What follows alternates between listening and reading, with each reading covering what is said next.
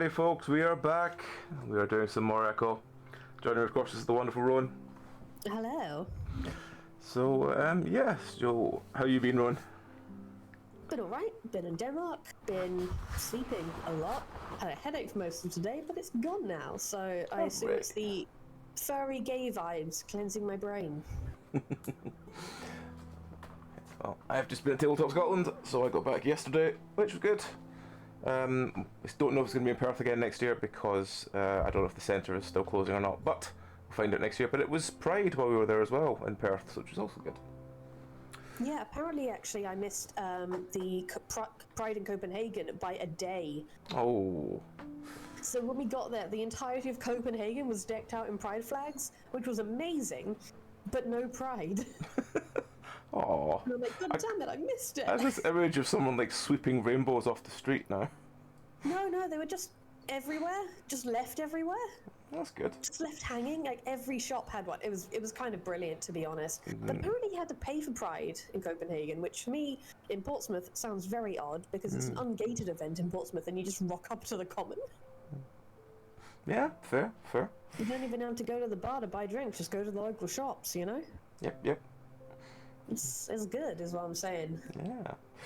Alright, well, we're going to continue on with Echo, which is our LGBT plus visual novel stuff. Do you want to do the content warning, Ron? I don't have it up at the moment, but I will attempt to remember things that occur in this game that people might need to be warned about. Sexual content, first and foremost, especially on the run that we're doing. You accidentally kind of picked the horniest route. Well done, Pupsky. Yep. But by a long margin as well. Like, the rest don't really have that much in it. And then there's Flynn's route. Yeah.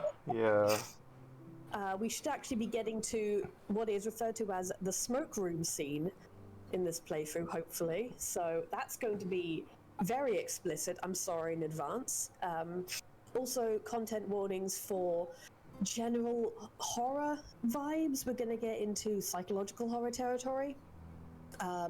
There's going to be murder brought up. There is going to be all sorts of horrible things. Alcoholism, drug use, that's all a major part of the story. It does take place in an old, tiny south town in the middle of America.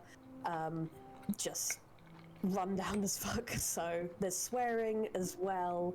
There's going to be it's an adult game, 18 plus only. If there is something that I remember later that's going to come up, I'll try and warn you, but I'm trying not to say spoilers. Mind bending is going to come up in this quite a lot. Nightmare sequences, horrible things, some routes of torture.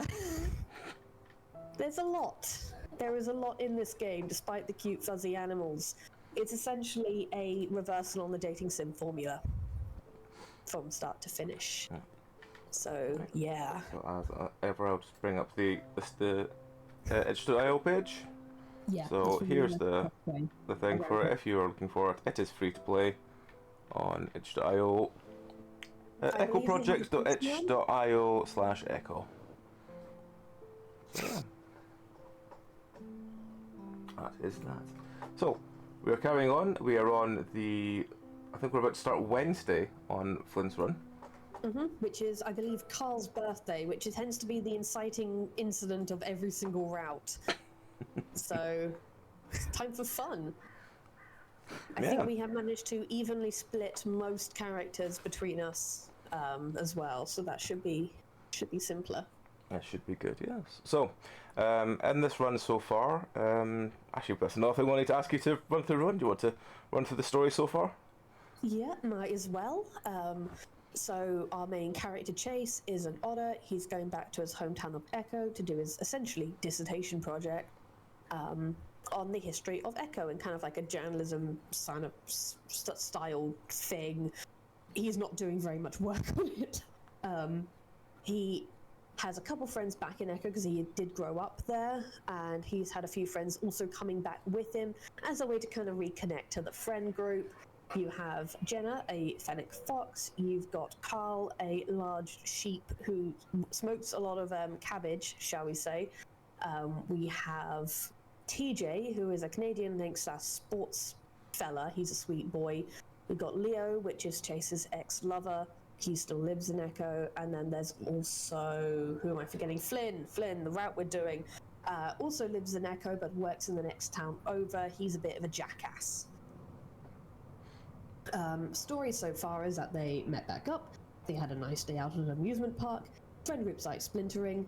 Chase has to kind of do a thing at the lake for his project. Flynn is not happy. Major blowout at the lake where he calls everyone, including you, out, which is iconic.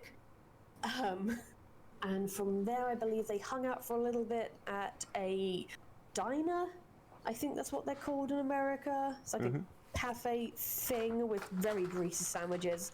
And then I think they went to Paynton for a bit. And today they have all planned to do a surprise early birthday for Carl. Namely, Leo has planned that. So that's what we're getting into now, I think. Do you remember anything else? I think that's it as far as I remember. As it's been 2 weeks since the last episode. If you'd like to see the last episode, it is on our YouTube. This one will probably go live later this week, and we'll hopefully continue these every Monday that is free. Pretty much. So yeah, we've got at least a couple more routes to do, so let's get through this one. So I think if we just click this, Leo tries to coax me along. I mumble something about needing to finish my project. The next thing I know, it's an hour later and the motel room is empty. Hang on, can I go back to... Oh, I can go back. Yes, because Leo was messaging us. So I can go back to Wednesday showing up. Yeah. I actually end up sleeping in the next day. Leo tries to coax me along, but I mumble something but need to finish my project. Next thing I know, it's an hour later and the motel room is empty. I chastise myself for the late start I'm getting and roll out of bed, skipping a shower, instead gathering up all my equipment. I decide to head to the old school, mostly out of convenience. It's less than a mile up Main Street.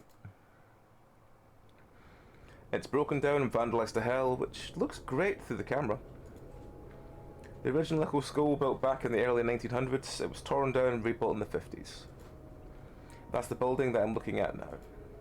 Apparently all grades were combined into one building, which is sectioned off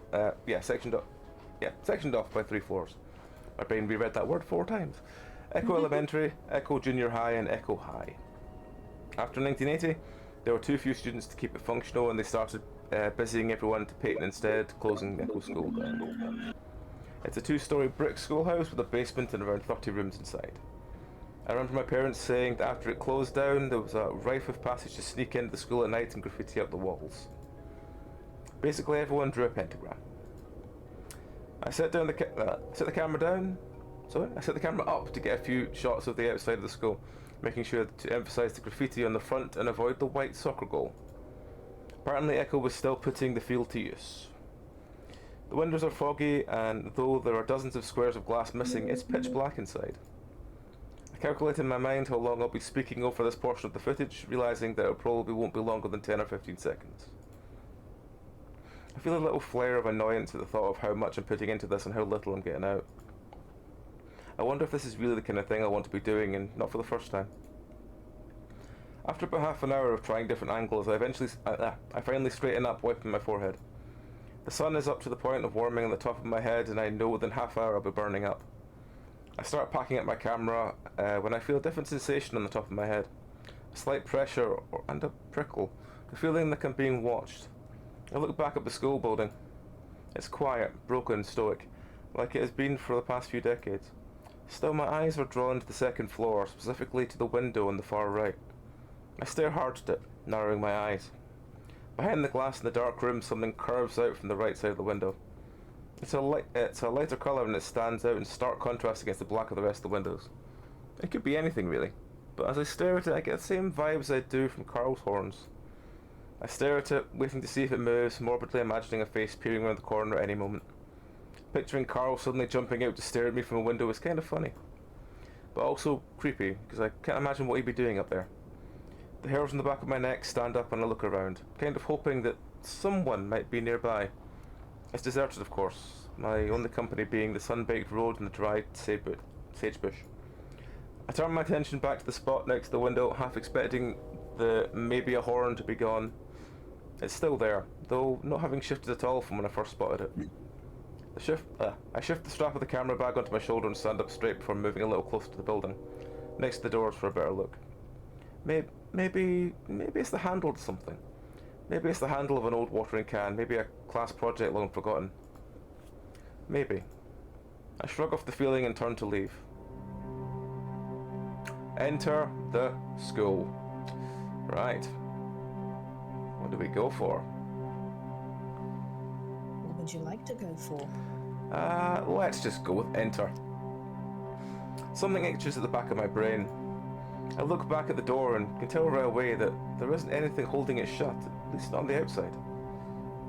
Hello Blocks and hello Zeffy. Hello. How are you both doing? We are playing Echo, which is the LGBT visual novel with all sorts of weird horror. Dating sim.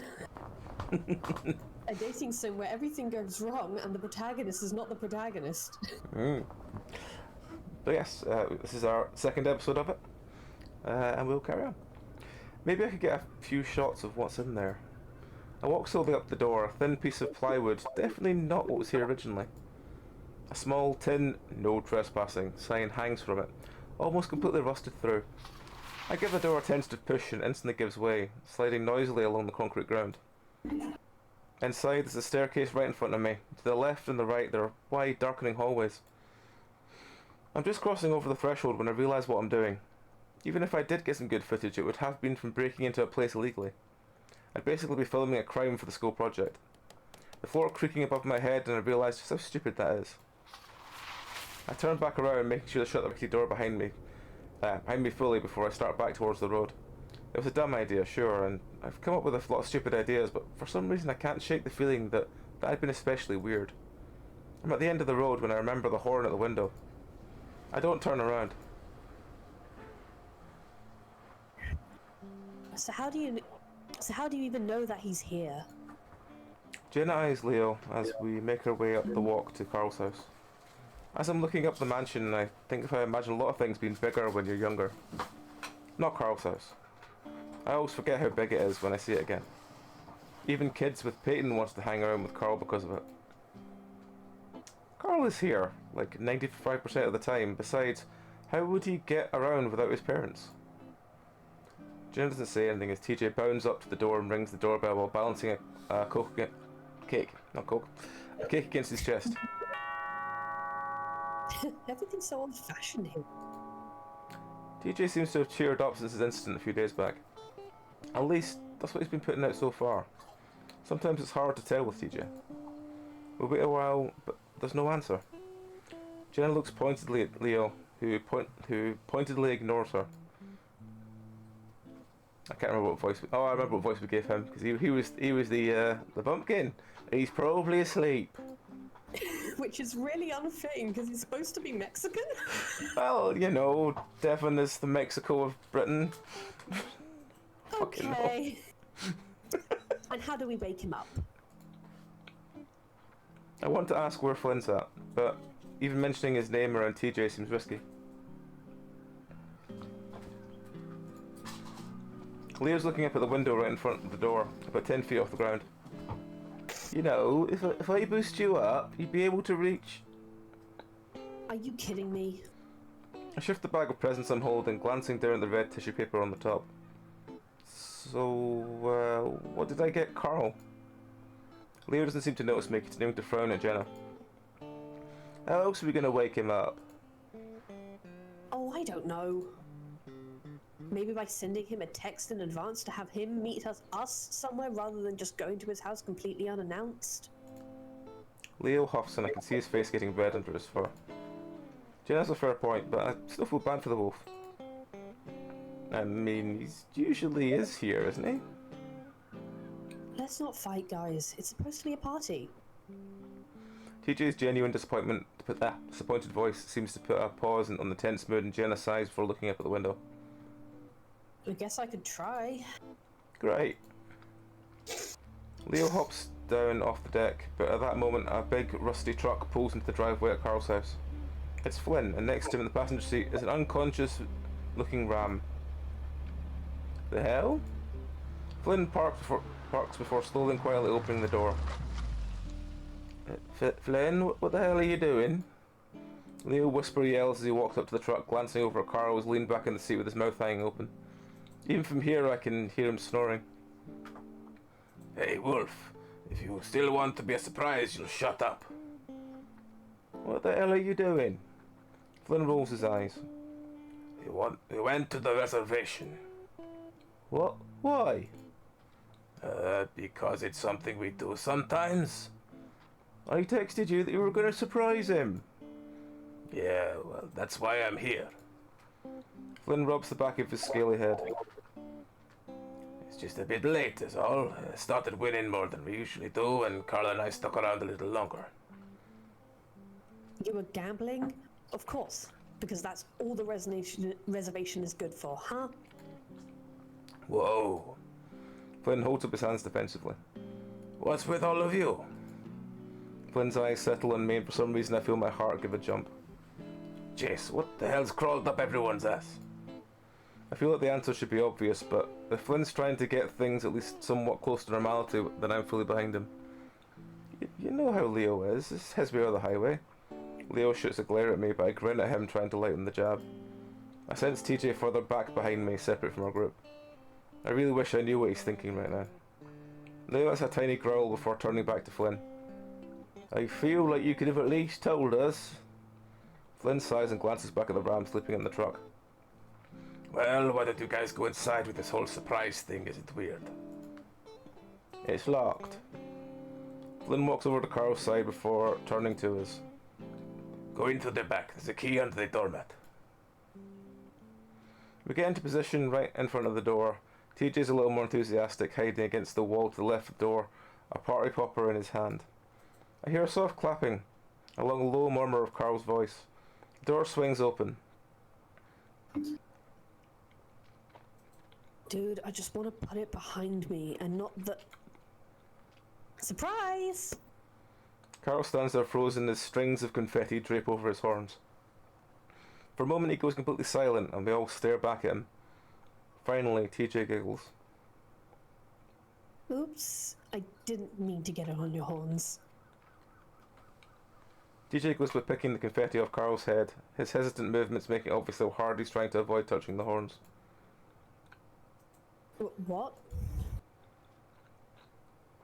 Carl finally breaks the awkward silence as he continues to stare at all of us, pushing TJ's hands away to pull the confetti off himself. Leo steps forward, forced smile on his face. Your birthday?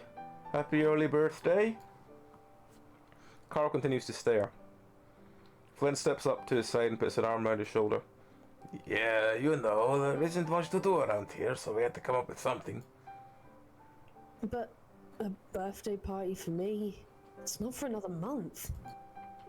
Be happy, Carl. This is probably the last birthday party you'll ever get.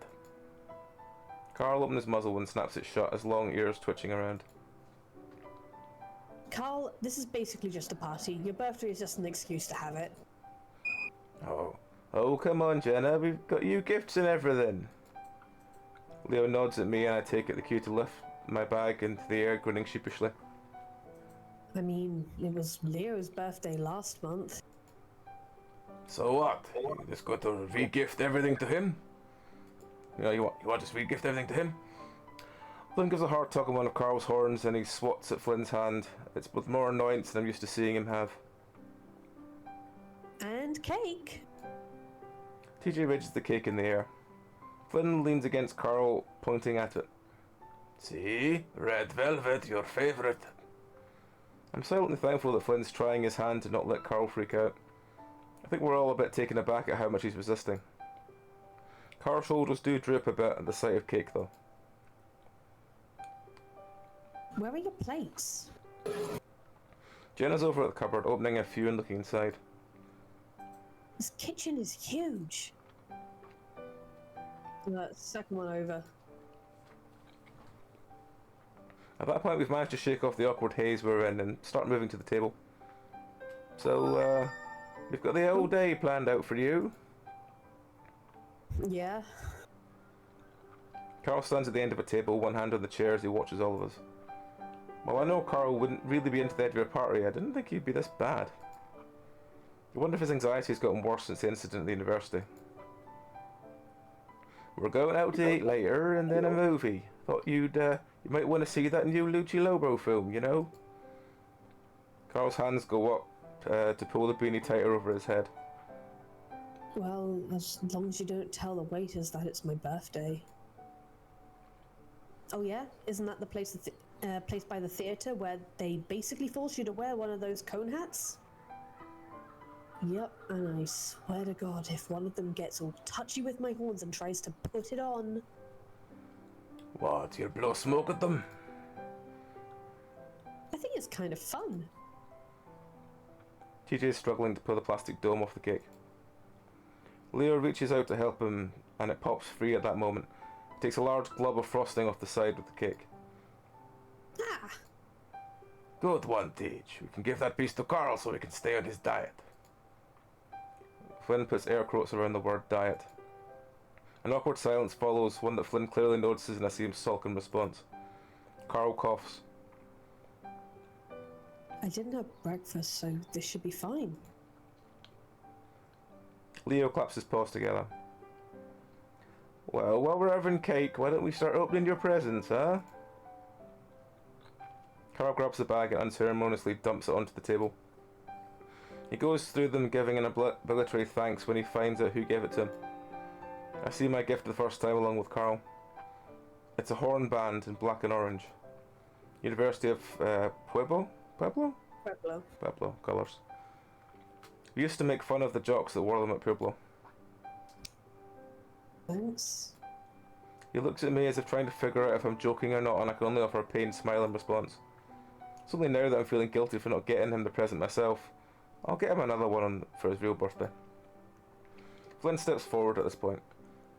Here's mine. Something I got from the reservation. Flynn reaches his pocket and pulls out something small and hidden in his hand. When Carl sees it, his eyes widen. Oh wow! It looks like a rectangular piece of metal with 2 points sticking out the top. It's not until Carl pushes his thumb against one of those horns and it pops open that I realise it's a lighter. Now you won't look like a total loser when you get blazed. Carl gives Flynn a smile before flicking the lighter on before snapping it shut. Thanks, man. Don't worry about it. The store owner actually gave me a discount. They still remembered me from the smokes I used to buy there.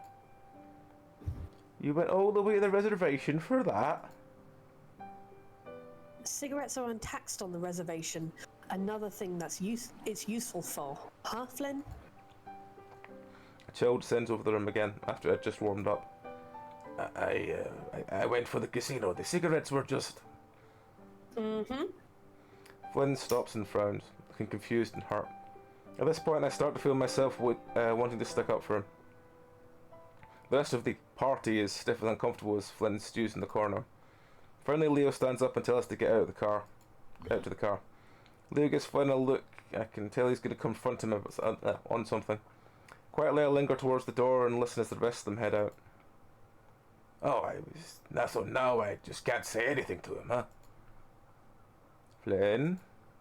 The look on Leo's face is deadly. His eyes are narrowed, ears flat against his head, teeth bared. Flynn's initial indignation cools and he backs up.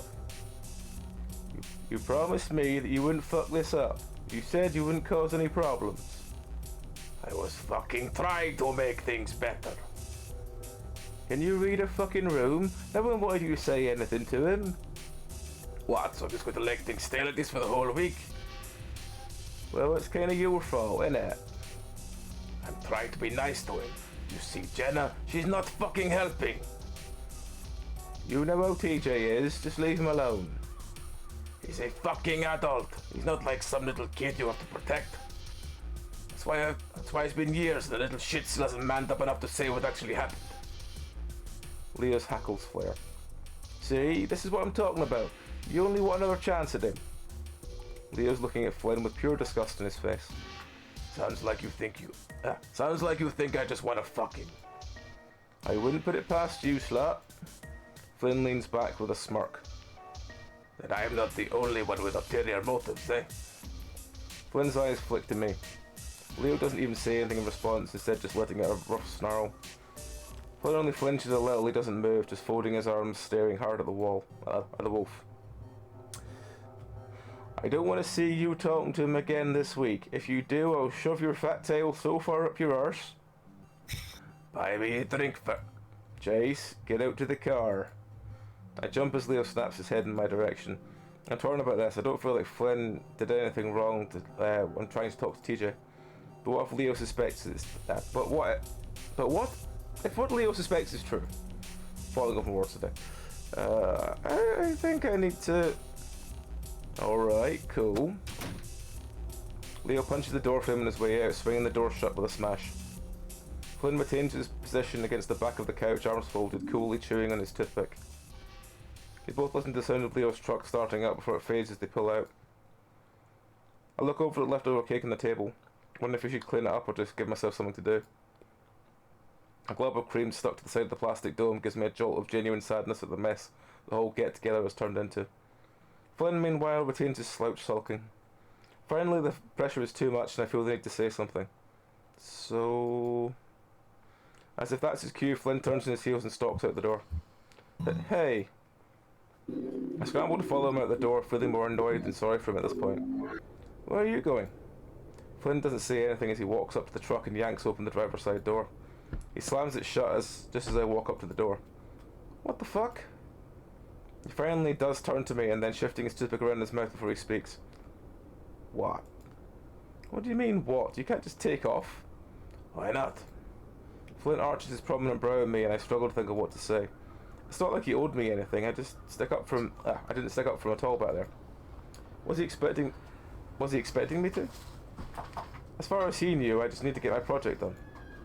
I just thought... Oh, sorry. I just thought you could give me a ride. Flynn smirks at me. Where? The mine? You serious? I mean, it's a few miles away. You know it's sealed up and everything, right? Well, yeah, it doesn't mean I can't get a few shots of the outside. Flynn sighs heavily, and that annoys me much more than anything else. Whatever, man. I turn around and start heading up the road, not sure if it's the fastest way to the mine. For the next 10 seconds I walk briskly up the road, but Flynn's car doesn't start up. I already know he's going to relent before he says it. Fucking hell, hey! I turn around, trying not to smile. What? You know what? Get in. I try not to look too eager as I make my way over to the passenger side and hop in. Think you're smart, don't you? I roll my eyes. I don't think anything. You're not the one shooting yourself in the foot all the time. Whatever, man.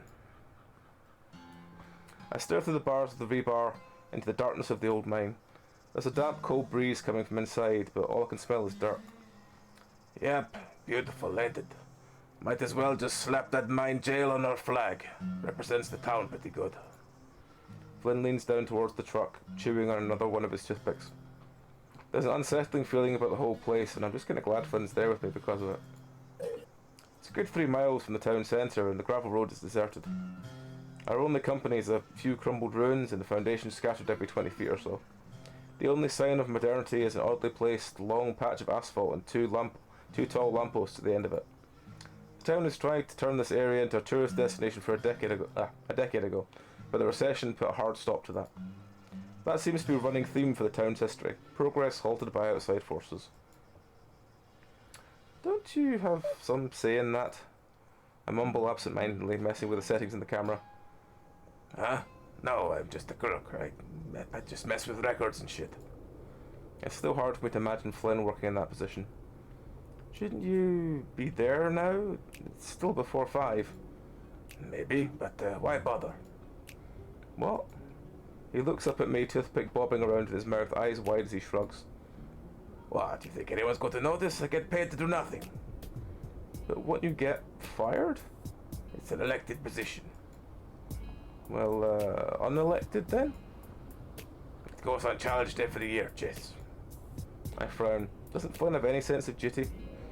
Flynn takes a toothpick out of his mouth and stabs it in my direction. Hey, I didn't bring you here to get lectured about how to do my job. I've been doing it for the past 3 years. Flynn shoves his toothpick back in his mouth. Anyway, I was kidding. I'm part-time. I get my shit done, then I leave. I set the camera on the tripod and look through the lens. Don't at me. There's a good amount of satisfaction I get out of teasing Flynn. I mean, your cousin or whatever is his mayor, right? My aunt is, and so what? Isn't that nepotism or something? Flynn sighs heavily behind me. Elected. Alright, just seems kind of, I don't know, like, not a good thing. As I film, I can hear them really start to grumble behind me, so I try to change the subject. Well, it's good to see you're not smoking anymore. The toothpicks helping? Not right now, they're not. Flynn had smoked since he was a freshman in high school. I distinctly remember him offering me cigarettes when I was like 14. He always gets pissed off when I remind him about that. I pick up the camera and move it to a different angle. Well, maybe you could give Leo a few pointers. He doesn't say anything and I close my eyes when I remember what just happened with the wolf. I film for another minute, then turn around to face him. I do feel like Chase kind of has like a 15 memory reset, 15 seconds. He's not the brightest, bless his socks. I'm sorry about what happened. Flynn doesn't look at me, instead just choosing to stare out at the desert. Why? You didn't do anything. But I could have. This project is why we're here in the first place, isn't it? Flynn sighs and finally looks up at me. His eyes are more piercing under the bright sunlight. You know, one thing I can't stand is people apologizing over nothing. I frown. What does that mean? Yeah, you can apologize, but in the end, it's all it's doing is making you feel better while fixing nothing. I glare at him, feeling my face get hot, even more than it is in the desert heat. He shrugs and leans up against my car, head tilted back and eyes shut against the sun. I stalk over to stand in front of him and I can see a smile playing at the edges of his muzzle. Man, fuck you. On the last word, I jab a finger into his stomach. His eyes fly open and he grunts loudly, doubling over. Jeez, Chase. I fucking stayed in this shithole for you while everyone else was having fun. And this is the thanks I get? Oh, so you stayed behind just for me. Flynn stays curled up, rubbing his stomach. His face is inches from mine, he's still got that stupid grin in his face. You're an asshole. Oh, Chase, my heart. He clutches at his chest dramatically. More like your stomach. I poked it again, but he reacts too quickly. His lethal? Lethal? Is that lethal? Lithe? Lithe? His lithe torso bending out of the way. He's fast. Ah, thank you, mate. You can't keep your hands off me, can you? I learned this from my own books. Ah. I just fold my arms, glaring at him. Flynn finally straightens up, looking around. Well, I'm not going to be a repeat of yesterday. I got the house, you know. Is he talking about how we fooled around yesterday and he's inviting me back to his house? Or more specifically, his bedroom? Question mark. I swallow. I don't want to look too eager. That's the only reason I stayed behind. Oh, like that's the only reason I stayed behind. You know, I'm a little hungry. You want to go get something to eat first? Flynn snorts as he gazes down at me. What? From the diner? You know how that fucks me up. I think. You said you'd cook for me, a few days back? Flynn sighs, rubbing a hand behind his head. What is this, some kind of date? Well, you said you preferred dinner to 4. I trail off as Flynn raises his brow at me. I said a drink. We can have that too. Flynn looks off into the desert again, thinking. Fine, but I'm going to get you back before that poke. I smirk.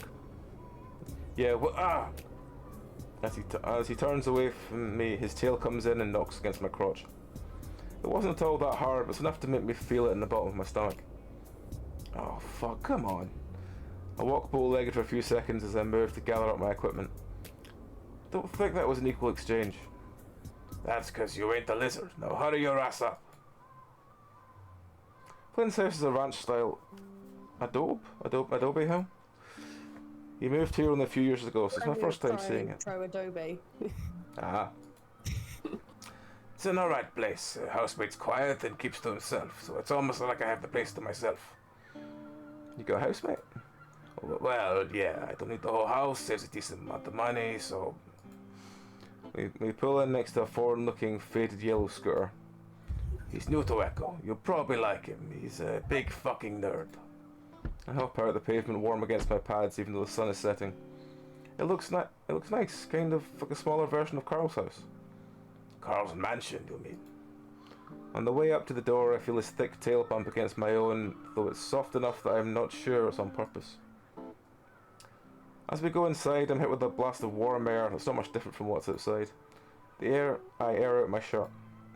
Flynn notices me and chuckles. Sorry, but you better get used to it if you want to hang around with the Gilla. As I follow Flynn in the kitchen, the smell is a bit strange as well. Kind of like a sagebrush, which isn't a bad thing at all. Who's Daxton? Daxton? Do you want me to do Daxton? Sure. That you, Flynn?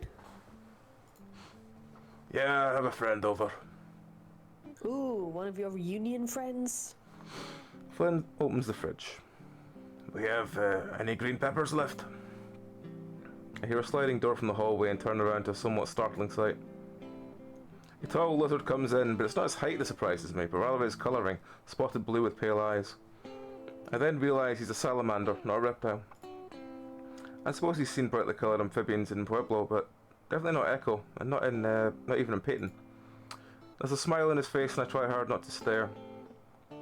Dax, this is Chase. Hello, Chase.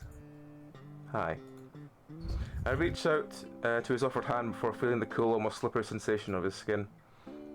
Yeah, sorry. I know you guys aren't used to salamanders around here. I cringe inwardly and realise he's caught me staring like a dumbass.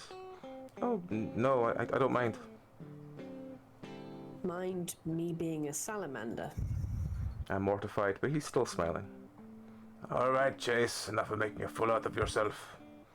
Flynn is tossing ingredients onto the counter, peppers, cheese, eggs. He can't help it if he's not used to it. Well, he's Also, up. the whole thing with like fairy media in particular to describe texture of characters, because you expect human characters to feel like humans, and it's kind of goes unwritten a lot of the time. You can't kind of do that when everyone's an animal person. Texture and like body types is all big thing in describing the world and how it makes sense. So that's why this is all here, by the way. Well, he's always bragging about going to college. Sometimes it serves you better if you just get out more. I'm not sure what to say at this point, but Dax saves me from to try. Oh, please. Daxton sits next to me on a stool, the warm smile still plastered on his face. Yeah, Flynn here was trying to sweet talk a hyena a few months back. I see Flynn tense up before he turns around, pointing a knife threateningly at the salamander. Don't you dare. Refer to him as a canine, like that isn't something basic you learn at school? Wow, Flynn, really? Flynn turns back around with a huff. Sometimes you forget shit. He's trying to play it off, but I can see the frills in the back of his head flaring out. He didn't care anyway. You fucked, so fuck off. Daxton rolls his eyes before getting up and airing out his shirt like I did earlier. Well, I'm going back to my side of the house. It's a friggin' sauna over here. He pats me on the shoulder as he passes. Nice meeting you, Chase. I watch as he heads back down the hallway, sliding shut the door. It's colder on that side of the house? Yeah, dual habitat residence. I look longingly over at Dax's side of the house. Get your ass over here so I can teach you how to cook something. The next hour is a surprisingly fun event, although half of it is spent with Flynn yelling at me about how wrong I'm doing stuff. He calls it Something in Spanish. peppers filled with cheese and meat covered in egg before being fried. Chiles rellenos. I'm gonna go out on a limb, but that's just from Italian. That sounds good enough. I have to agree with Flynn that it's way better than the diner food, even though the food over there is still pretty good. When we finish, Flynn dumps the dishes in the sink with a clatter before snatching me up by the arm. Hey. Shut up, Chase. I frown, but allow myself to be dragged down the hallway to what I presume is the lizard's room. It's a small and simple, but for the most focused on, it's a fairly large bed. He pulls me in to make room to shut the door before pressing me back against and kissing me full on the mouth. I open my mouth for a moment, his tongue prods at my lips. I'm not used to this feeling of something so thin and flexible sliding in my mouth, but it's not a bad feeling. His long tongue easily entangles my smaller one. At the same time, his hands grabbed the bottom of my shirt and pulled over my head, breaking our kiss. As I leaned back against the wall, Flynn's eyes play over my body, clearly drinking it in. I narrow my eyes. Hey, you've already seen me naked. I reach forward, undoing his belt with a quick, jerky movement. Flynn doesn't resist and instead stands there, smirking down at me. I give him a smirk in return when I rest my hands on his hips before slowly sliding them down, pushing his pants down with them. As his tail slides out the rear, I move my hands around to feel his ass and as the pants slide further down. His thick tail twitches in response before I squeeze his soft rear, earning a gasp from the lizard. I'm so preoccupied with the backside, I almost forget the front. That's when the pants finally drop to the floor and I find myself face to face with Flynn's cock. I almost go cross-eyed, staring at its tapered tip. I hear the lizard chuckle above me as he sways his hips, bobbing his length in front of my nose. What's that face? It's like you've never seen a dick before. Ah! I clamp my muzzle around it, egged on by Flynn's teasing. His hands immediately go to my head, steadying himself as he finally shuts up. I take it all in, almost gagging on the length. Leo was the only other guy I've blown, and he's basically the opposite compared to Flynn. While he was shorter and thicker, whilst my mouth now was long and thin. I start to bob my head back and forth, suddenly self-conscious, worried that a pro like Flynn might see me for the complete amateur that I am. His reaction, though, says otherwise. He grunts and groans, hips bucking and pressing into my mouth each time I pull back. I look up at his face, and I'm surprised to see him looking right back down at me. His eyes are slits, his mouth hanging open as he gasps. I blush and look back down, focusing attention on his lithe word's coming up again. Lithe, was it? Yeah. I think it's lithe. Lithe. I've only read it, so... Lithe stomach, his faint abs staring just about a bit more with each thrust. For the next 5 minutes, the only sound is the gasping breath from the lizard and the occasional thump of my head against the door. Flynn's breathlessly apologises each time. As it goes on, though, I can feel the muscles in his legs start to tense up. Fuck, do you want me to pull out?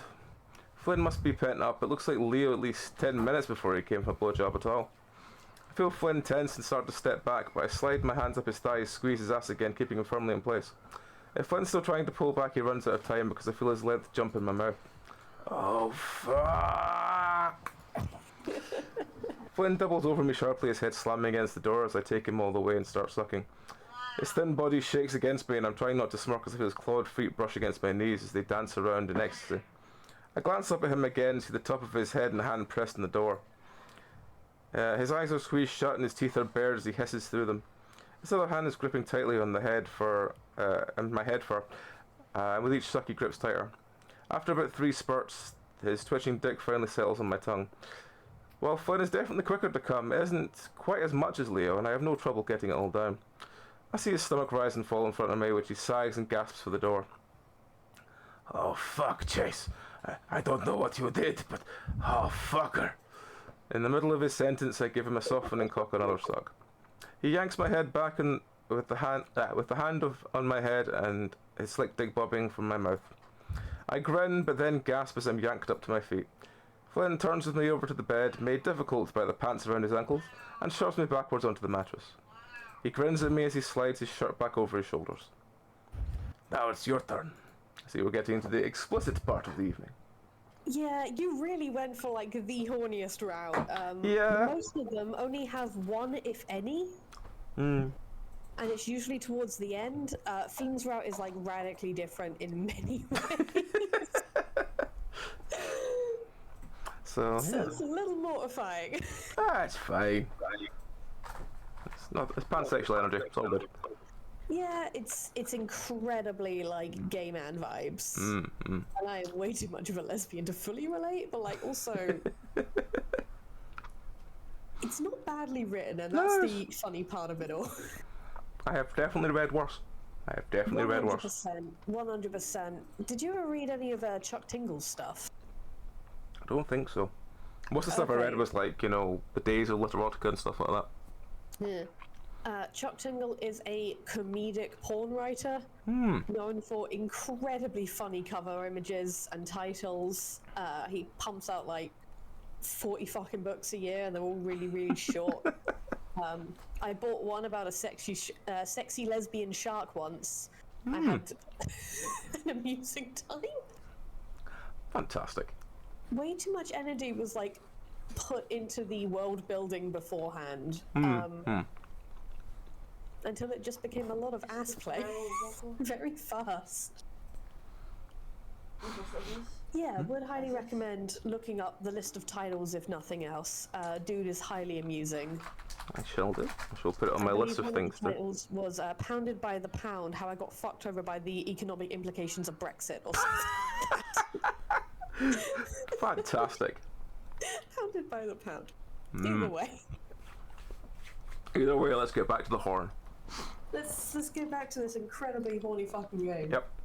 I lay on my side, head on Flynn's chest while his arms wrapped around me, his hands stroking my shoulder.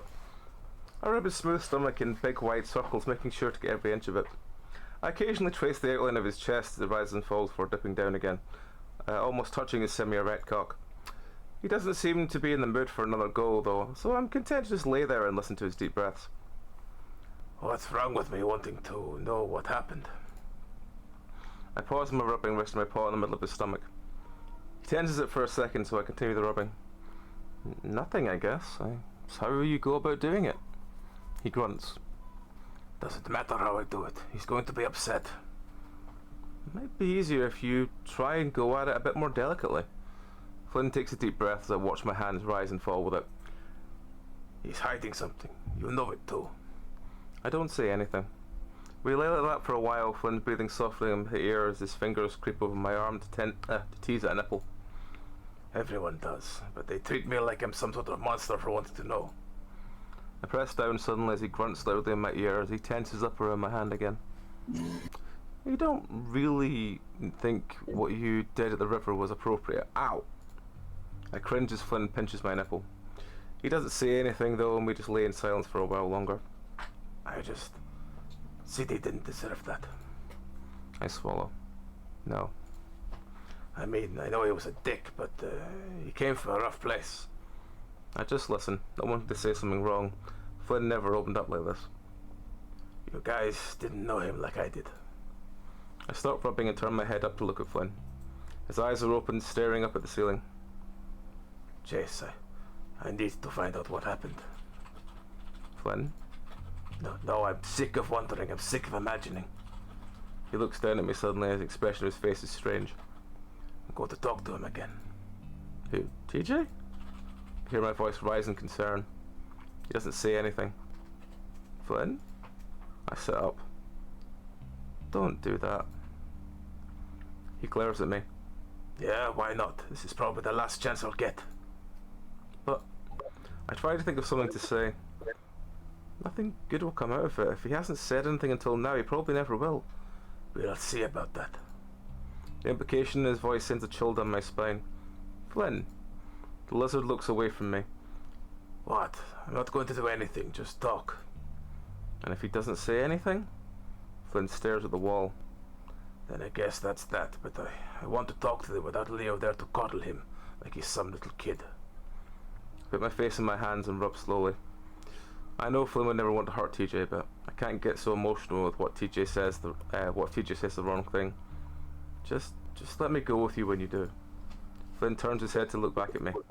Why? I just want to be there to keep things grounded.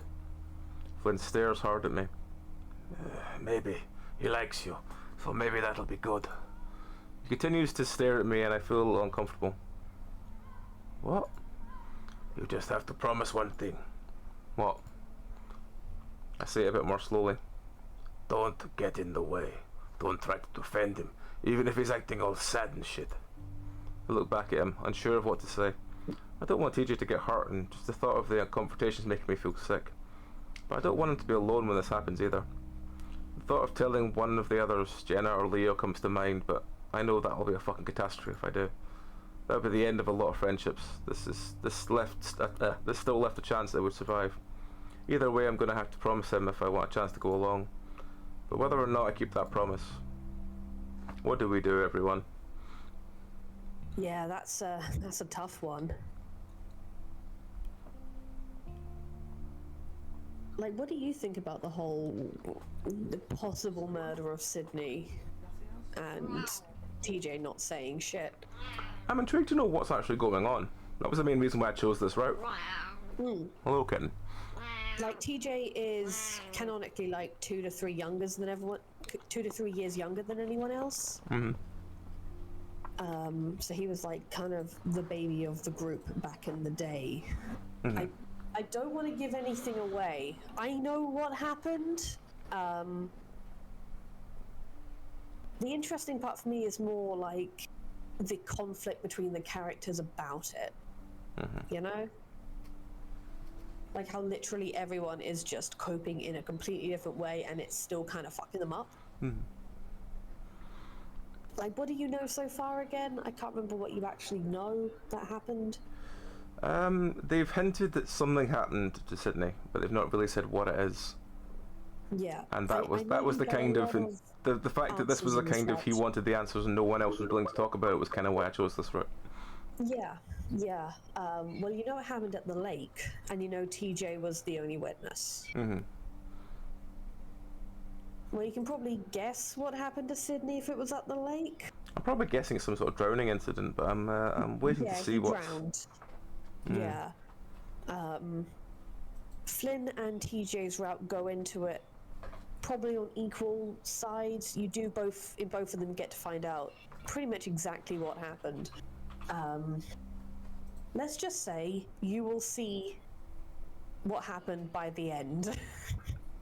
Yeah. In that regard, do I want to tell the truth? Do I want to lie? I might lie just to. The social dynamic between like Chase and Flynn is really weird as well. Like they're incredibly like.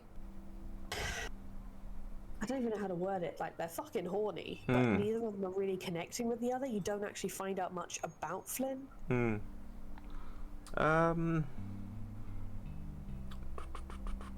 Let's. If we tell the truth, they might not get to speak to him because they were sort of being very undecisive. So let's just lie. How can I not stand up for TJ if he goes too far? TJ is sensitive if Flynn gets a chance to go at him completely undefended. Yeah, okay. Flynn's eyes narrow. I feel my heart skip a beat. Does he know I'm lying? His eyes are so piercing that he's looking through me and trying to find something that's behind me. Finally, Flynn lays his head back and closes his eyes. Good. I sigh and stare at my naked balls for a moment, feeling a little strange. I'm gonna go to the bathroom, maybe take a shower. Alright. I get up on steady feet and head to the hallway, wondering if I should try.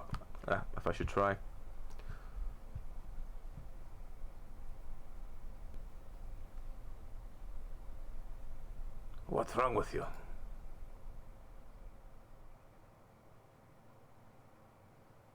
Thursday. I'm quite confused this box has stayed. This box didn't stay before on a day one. I open my eyes blearily, waking up at the sound of something pounding in the distance. I stare at the ceiling for a moment, then abruptly prop myself on the elbows, looking around confused. Where the hell? Oh yeah, Flynn's room. I've fallen asleep on Flynn's bed, naked after I'd taken a shower. Turns out the lizards don't have dryers, so I was left to air dry. I was so tired Flynn had let me lay out in his bed with a few towels, and that's where I am right now. Guess I fell asleep. Again, the pounding. I look over to my right and see Flynn curled up, his back facing me. I think he's naked as well for a moment, then I see his boxer briefs on, the black colour blending in with his skin. I reach over and poke the rough skin of his scaly back. The frills in the back of his neck flare out for a second and then lay back down. I almost do it again, but Flynn's grumpy and annoyed as hell tone stops me. What? I clear my throat. Sorry, but it sounds like... I don't have to say it because the pounding starts back up again, echoing up the hallway. What the fuck? Flynn pushes himself onto a sitting position, squinting at the hallway through the door. What time is it? Flynn was off the bed and starts putting on a shirt. I grab my phone to see that it's still half charge. It's 9. At the same time I notice I have texts, several of them, from Leo. Shit. What? Flynn hops around the room as he tries to pull on some pants. My eyes scan over the text, realizing who is likely knocking on the door. The message started about 2 hours ago. Hey, I was at the motel and you weren't there. Jenna says she doesn't know where you are either. She says you didn't spend the night there. You and Flynn are the only ones not answering any of our messages. Are you at his house? Hello? I feel my stomach go into a knot. Fuck. Flynn whirls at me, annoyed, now fully dressed. The knocking has stopped, but I'm still uneasy about what I've just found out. I think it's Leo. What? This time Flynn sounds panicked. He's been texting me all morning. I think he's here now. I show Flynn my screen, but he barely looks at it. He's got his arms folded and his mind clearly racing. You know we can't find out or spend the night here. I tried to keep my voice under control. I know. Yeah, we both know. Things are basically over between Leo and I. But that doesn't change the fact that this will bring up all kinds of problems in our little friend group. Flynn paces for a few seconds and then turns back to me. Well, he's gone now. I can just get Carl to say how you spent the night at his. He already texted Carl. Shit. Flynn groans and hangs back his head. Well, he did ask if you spent the night there. Oh wait. Well, did he ask him if you spent the night there? No, just that he didn't know where I am. At least that's what I said in the text. I'll just tell him I don't know, and Carl could say you were there. Don't you think Carl would have told? Flynn suddenly reaches out, grabbing my shoulder and throwing me sideways onto the bed. I stare at him wide-eyed, but he's not looking at me.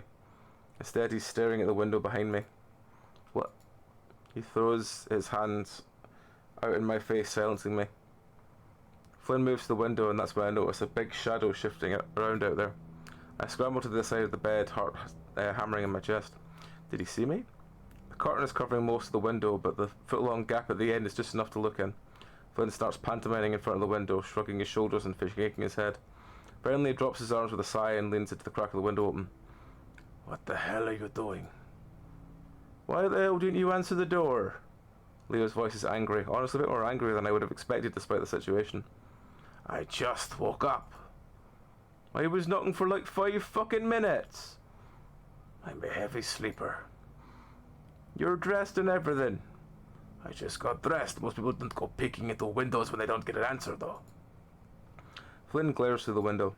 I quietly roll off the bed so I can hide better, even if not in full view for the window. Even if I'm not in view of the window from here. Listen, I'm just looking for Chase. Have you seen him? No. Flynn shifts his position a bit in my direction as if trying to block Leo's view. Looking for something? Yeah, Chase. Well, he ain't here. Why would he be? He stayed behind with you at the party, didn't he? Yeah, and we ran off to do some project or something. There's a long pause. I don't know what the word is. Pushika? Pushika, okay. I don't know what that is. Pushika. Can I come in for a sec? I just need a drink. Well, go back to your house, man. You say you don't want me to come in? Flynn sighs loudly, rubbing his eyes. I'm saying I'm tired. It's 10 in the fucking morning, man. It's 9, but yeah, sometimes I stay up late. Why? Flynn lowers his hand from eyes and glares out at Leo. Listen, I'm not really in the mood for this right now. Another long pause. You're acting a bit crazy right now, too. Listen, I'll be on my way if I could just come in for a bit. I'm fucking burning up. I see Flynn push his forehead against the glass, eyes closed, frustration written all over his face. Alright, a glass of water, then get out so I can go back to sleep. Fine. With that, Flynn closes the window, watching from a while before sighing loudly again. Alright, stay here, got it? If he knows you're here, we'll both know he'll kill us both. Yeah. Alright, if it's for whatever reason he comes back here, hide under the fucking bed if you have to. With that, Flynn turns and heads out the door into the hallway. The last thing he said to me is me feeling like shit. Sneaking around behind Leo's back when this is wrong, but even if I know telling him would be worse. Is it my fault that Leo can't get over our relationship? I have the right to do what I want, right? I sigh and press my forehead onto the bed. Staring at my crotch is when I realise I'm still naked. I look up, listening. I hear the front door open, followed by some distant mumbling from Leo. If I sneak into the bathroom real quick, I can grab my clothes. Maybe I could stay in there till Leo leaves. At least that way it won't look as bad if he finds me for whatever reason. I get up and pad quietly to the hall, listening. I can hear some clinking around the kitchen, then a murmur like some voices. The kitchen is practically out of sight from the hall, which leads to the living room. I stand there for a moment longer, tail twitching as if I contemplate if it's a good idea or not. The moment I hear Leo's voice coming from the kitchen area again, I quickly tip to the short distance to the bathroom. Despite not having come close at all to being caught, my heart still hammers in my chest. The voices continue to mumble in the kitchen as I start looking around for my clothes. They're folded neatly on the counter and I quickly snatch them up. Pretty sure I wouldn't smell on you. I catch a few words from Leo that makes my ears prick. Something about that smell? Leo smells a lot of things. He has a canine's nose. My eyes widen. Did he smell me on Flynn? I'm pretty sure Flynn hasn't showered since what we did yesterday. My heart rate picks up again as I feel my knees wanting to give out. Where the fuck are you going? This time I do hear Flynn. I know exactly what it means. The only problem is I'm still naked in the fucking bathroom. Should I lock the door? Then Leo would definitely know someone's here, and it was probably me. Fuck. I mouth the words knowing that Leo would probably hear if I said it now. I hear heavy footprints coming up the hall. I definitely can't go back to the room and hide under the bed now. They don't keep coming towards the bathroom though. Movements become somewhat muffled again as they turn to Flynn's room. This is fucking crazy, Leo. If Leo heard Flynn, he definitely doesn't say anything. I anticipate the sound of Leo ripping up Flynn's room, but I guess he isn't that far gone because things go quiet again. Then there's some pacing around along with heavy breathing. You realize I could call the cops, right? I hear the closet door open. I look around desperately, realizing I don't have much time. The first thing I see is the shower curtain in the bathtub. It's see-through blue colour. There's no way I can stand behind it without not being seen. I hear shifting around in the other room again, and the bickering becomes more clear as I step back into the hall. Panicking and practically numb with fear, I crouch down and pull open the cupboard under the sink. Amazingly, there's only a few bottles of cleaning solution, leaving plenty of room for me to squeeze in. As quietly as I can, I crawl into the opening. Reaching back out, I pull the door closed, setting my other hand against it, as I do so it won't spring shut. Everything goes dark and the voices become muffled once again. I back up against the very back of the enclosure, hugging my knees as if trying to keep my breathing quiet. It's actually a little while before they came into the bathroom and I almost jump as Leo's voice booms in the small space. His smell is all over your fucking house. Then you should probably shower more. There's a small silence and I imagine that Leo is giving him a look that shattered any surly confidence he might have had. Like I said, he was here for like an hour yesterday. And why didn't you fucking tell me that earlier? Because I knew you'd be acting like this. Seriously. Their footsteps again, shift again in time and their voices muffling. I dare to let out a small sigh of relief. I can still hear them arguing, but I don't really care enough. Follow them. You pass through the cupboard door into the bathroom. You follow the voices down the hall into the kitchen. Leo's on his way to the door. He stops in front of it, turning back around to Flynn, who's following close behind. You're really starting to piss me off, Flynn. And you're really starting to freak me out, Leo. All of that doesn't explain why his smell is all over you. Flynn works his jaw for a moment, eyes narrowed. We rough-housed a little by the mine. By the mine. Oh, I should be doing the spooky voice, shouldn't I? Oh, yeah. Yeah, I'll do that. That's fine. Do you want to go back to it? By the mine.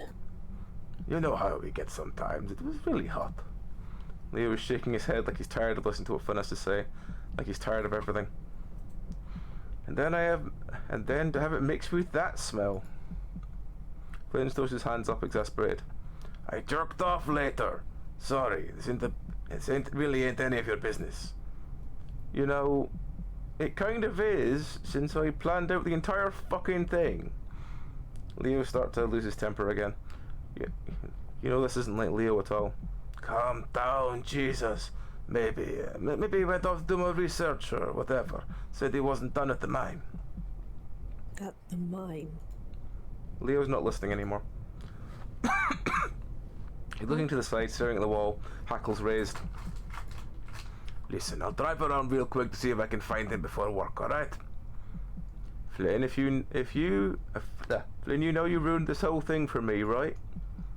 Thing for you? What are you talking about? And I'll be fucking damned if I let you do it again. The anger and spite in Leo's face is scaring Flynn. Leo, what's going on? But Leo still isn't listening. The wolf turns sharply away, yanking open the door. Leo. Flynn reaches out, resting a hand on Leo's shoulder. But at that moment, the wolf throws his elbow back into Flynn so hard the litter sent stumbling back several steps before falling to his knees. Flynn lets out a hoarse groan, but Leo ignores it, slamming the door shut on his way out. Flynn stays at that doubled over on the carpet, making soft rasping noises for us. Breathing finally comes under control. He stays there a while longer, absorbing what just happened, knowing that Leo isn't himself either. He also regrets doing anything with Chase. Finally, he looks up right at you. You decide to leave. There really is no point to try and reason with him. It's been a while since you were out all alone like this. It feels good not being attached. Something about that lizard Flynn is helping this happen. You'll have to deal with him later. As you continue to walk down the dirt road, you see him. It takes a while at first because he's so far away. Then you see that thick tail waving back and forth as he approaches you. Can he see you? Probably. It's been a long time since you were attached. But then the feelings, the thoughts, you can remember if it was, you can remember it like it was yesterday. The new one is better, a lot more quiet. At least you made him quiet. It was so much easier to do it with this one. He keeps walking towards you and you start to wonder if you should turn back. You always snap back eventually. Why not let it play out? Let's see how far it will go. One second, is that the Amazon order?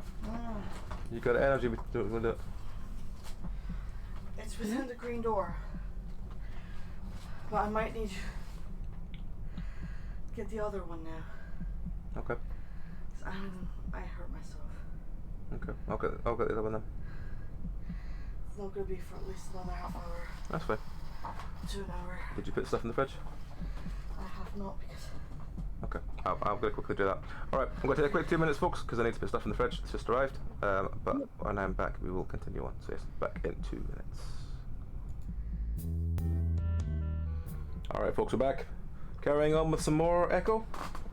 Carrying on with whatever the fuck is going on at the moment, which is, I believe we have left the perspective of Chase. Following the perspective of something. Okay. Something Well, that was let's in back up. Chase. Let's back up a little bit. Yeah. So we'll back up to here. I don't know how much further, but we'll go there. Yeah, we are not currently Chase anymore. Because Chase couldn't hear the conversation, so something left to go hear the conversation. A new one is better. A lot more quiet. At least you made him quiet. It was easier to do with this one. He keeps walking towards you and you start to wonder if you should turn back. You always snap back eventually. Why not let this play out? You see how far this will go. Now that you're this close, you could see water dripping off his body. Even after all these years. Finally you can make out his face. Angry? No. Furious, finally seeing you again. He doesn't like what you did, and who can blame him? He starts to run towards you. You finally stop walking, waiting. He's on you in a second, lunging, blunt claws and sharp teeth bared. I keep wondering if I should come out myself. The last time I heard any voices like this, almost 5 minutes ago. Still I realise that they could both be outside or something. I don't want to come running out if Leo decides to come back in. So I wait, starting to feel sweaty in my cramped position, nose twitching from the strong chemical smells. I'll probably have to take another shower. After another few minutes I hear a soft padding up the hallway. I know it's Flynn, but I wait. Another few seconds of silence goes by before Flynn finally speaks. He's gone. So how are we going to explain to Leo that Carl just forgot I was there? I pull my shirt over my head, feeling kind of gross but putting back on the musky shirt. The answer is weed. Flynn stands in front of his dresser mirror, having just finished putting on his tie. He's currently picking at his scales with a pair of tweezers. Carl forgets everything, especially when he gets high, which is all the time. Flynn's been acting kind of distant after the whole Leo incident. It's not hard to imagine why. I'm feeling the same way. Leo almost immediately probably finding out, had put a damper on our stupid excursions. It really puts into perspective how immature we were being. Alright, so I'll say I spent the night at Carl's, then left in the morning to do some filming, then came back. Flynn had told me to text all this to Carl before going over there. The only response had gotten so far was a short, "What?" We don't got any other choices. I guess not. And Chase, we probably shouldn't do this anymore. Yeah, I know. Flynn glances at me through the mirror, then returns to picking at his skin. He clears his throat. I know this is kind of gross, but it's fine. We've all got our gross things to deal with. can't go into work looking like I've got snowed on, eh? Yeah.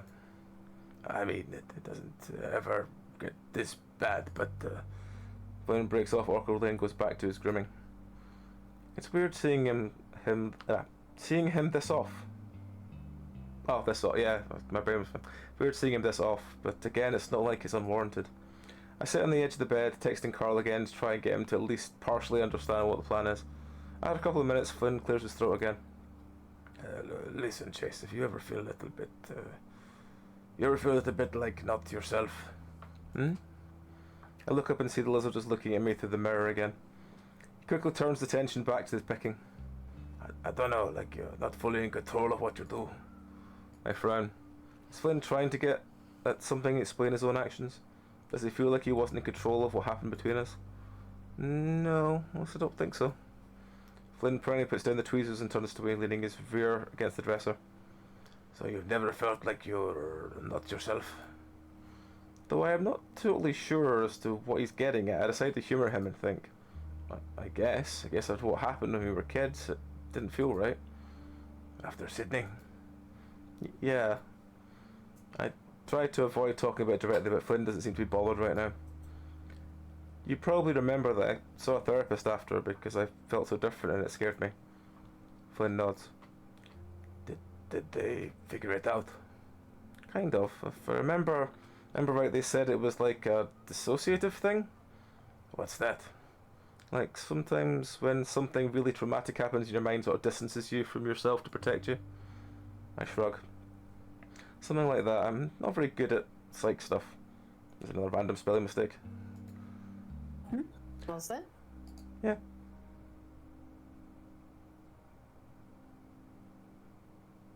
Yeah. So it's very. That's the first one. There's been very few. Yeah. I almost tell Flynn to ask Jenna, but of course he can't. So did they fix it?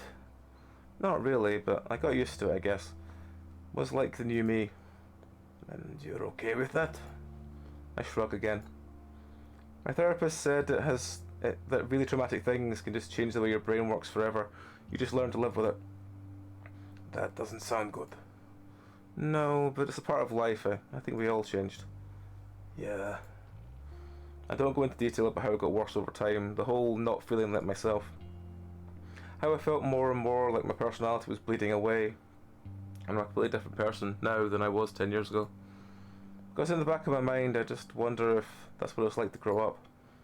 You become less and less as you were as a kid, happy, carefree, a complete douchebag. And then turn into a hollow shell of that. I can still feel Flynn looking at me, so I decide to bring up something else that's just as uncomfortable, since we're already there. So, when are you planning to talk to TJ? Flynn's silent for only a second. Saturday, at the end of your trip. I'm not sure that's the best idea. It doesn't leave much time as to make amends if things turn sour. Which they most likely will. But then I guess that means we'll be able to just leave as soon as it's over. Okay. Flynn's still looking at me, so I abruptly stand up, putting my phone back in my pocket. Anyway, you ready to go? I just don't want to make you late for work. Sure. Flynn finally straightens up, walking across the room, grabs his keys. I'm just glad to have somewhere to go now. Flynn feeling off like this is one of the most awkward experiences I've ever had. Probably because he's usually so good at making things not awkward. So with that, Flynn takes me to Carl's house, dropping me off before heading to work. I sit quietly next to Carl on the couch as he plays video games. Some kind of first-person shooter that I've never seen before. You know, I'm not all that into shooters, but this one's pretty good. Yeah? I try to act interested as I browse through my phone. I've already texted Leo apologising and telling him that my phone had died. It's weird how quickly this lie has gotten out of control. I'm making things up as I go at this point, and I'm amazed how easy it is. Leo hasn't responded, and I doubt he believes any of it. Still gives both of us room to pretend, though. Yeah, man, I think it's the sci-fi elements. I could never play one of those World War shooters, you know? Same. Carl clicks around with the controller for a while longer. You alright? I sigh loudly, finally tearing my eyes away from the phone. Yeah, I'm good. Because you don't seem good. I don't respond to that, instead choosing to zone out to whatever's happening on the screen. What's with this whole story anyway? About you spending the night or whatever? I debate whether it's worth telling Carl or not. He'd go along with it either way, but keeping all these secrets is starting to make me feel sick. Well, I spent the night at Flynn's. Leo found out I wasn't in the motel and came looking for me. Ah, shit. Did you and Flynn, I let the silence hang for a while. Carl snorts. Wow. Come on, Carl. No, I don't mind. Just seems kind of weird. How so? I feel myself get defensive. I'm not really in the mood to be judged by Carl. Yeah, he's cool and everything, but his life, let alone his sex life, doesn't exactly put him in the position to do so. Well, you just barely got here like 5 days ago, and already... I sigh. You know how Flynn is. Yeah, I do. So you shouldn't be surprised. But I mean, we've known him since we were kids. Just feels a little bit... Carl, I'm not really in the mood right now. Carl goes quiet for a few more minutes, the clicking buttons on his controller the only sound. Doesn't last long though. You know, I saw you guys at the river a couple days back. I saw you too. I mean, I saw you guys... Carl, I just said I'm not in the mood. Carl shrugs. Just saying, I already know. It's cool. I keep quiet, hoping that will get Carl to drop this stupid subject already. It doesn't work. But I get why you gotta keep it from Leo like this. I pull my phone out to see if I've got a text from Leo yet. I haven't. Me and Leo, we don't hang out all that much. Though I think he tries to. He talks about you a lot. I try to ignore the guilt that's steadily building up inside me. Did you smoke today? Because you're being a real talkative right now. I only ask because I don't smell it. Usually it's pretty strong. Actually, I had an edible this morning. Carl giggles for a good long while after that. Oh really? I massage my brow with a thumb and forefinger. Normally I get on great with Carl, especially when he's high, but after this morning basically everything is getting on my nerves. I usually hate that shit, but I don't know. I guess I was bored today. Those things shoot me into fucking space. Guess it explains why you won't shut up. Hey, am I pissing you off? I immediately regret what I just said as Carl puts the game on pause. No, I just had a stressful morning. Ah, with Leo? Carl starts the game back up, giggling again as he shoots a Space Marine in the face. Finally a text from Leo. Good to know. Another one immediately follows. Let's hang out sometime soon. But you know, Flynn cares about you too. Yeah? I text Leo a quick affirmation, though I'm not really sure when the hangout is going to happen. Yeah, wouldn't stop talking about you when we drove to the reservation. Really? That actually did seem really out of the ordinary. What the hell would Flynn have to say about me? Carl shrugs. Bunch of stuff. He wanted to buy you something from the reservation, but thought it might be too weird. Flynn buying me a gift? That is kind of weird. For Flynn, I mean. I thought it was kind of cute. What else did he say? Carl seems to think hard while he continues to shoot guys on the screen. He twists the controller this way and that, bumping into my shoulder each time. Said you seem to have grown up a lot? That you're way different than you were as a teenager? Yep, really cute. Carl's tone seems slightly annoyed there, but I don't really care enough to ask about it. By the way, how's your project going? Being reminded that I have an entire project to do doesn't ease the knot that's formed in my stomach. Not that great. I still need a lot to film and research. What kind of research? Stuff about Echo. Like history stuff? Yep. Carl plays a while longer, then sets down his controller. I might have some Echo history stuff in the cellar, but... He pauses. You know Flynn's like a records holder, right? Cleric, yeah. I already know what Carl was getting at, and I honestly want to kick myself for not thinking it in the first place. Carl turns to me, a loopy grin in his face. Those edibles really do fuck with him. So let's go get some records from him. Probably better than digging around in my basement. Well, yeah, we should, but I don't even know what to get. Don't worry about it, dude. I go down there all the time and shoot shit with him. All the time. We can ask him. Things aren't exactly cool between Flynn and I right now, but it's something to do. I'm so behind on my project at this point, I don't have any excuses.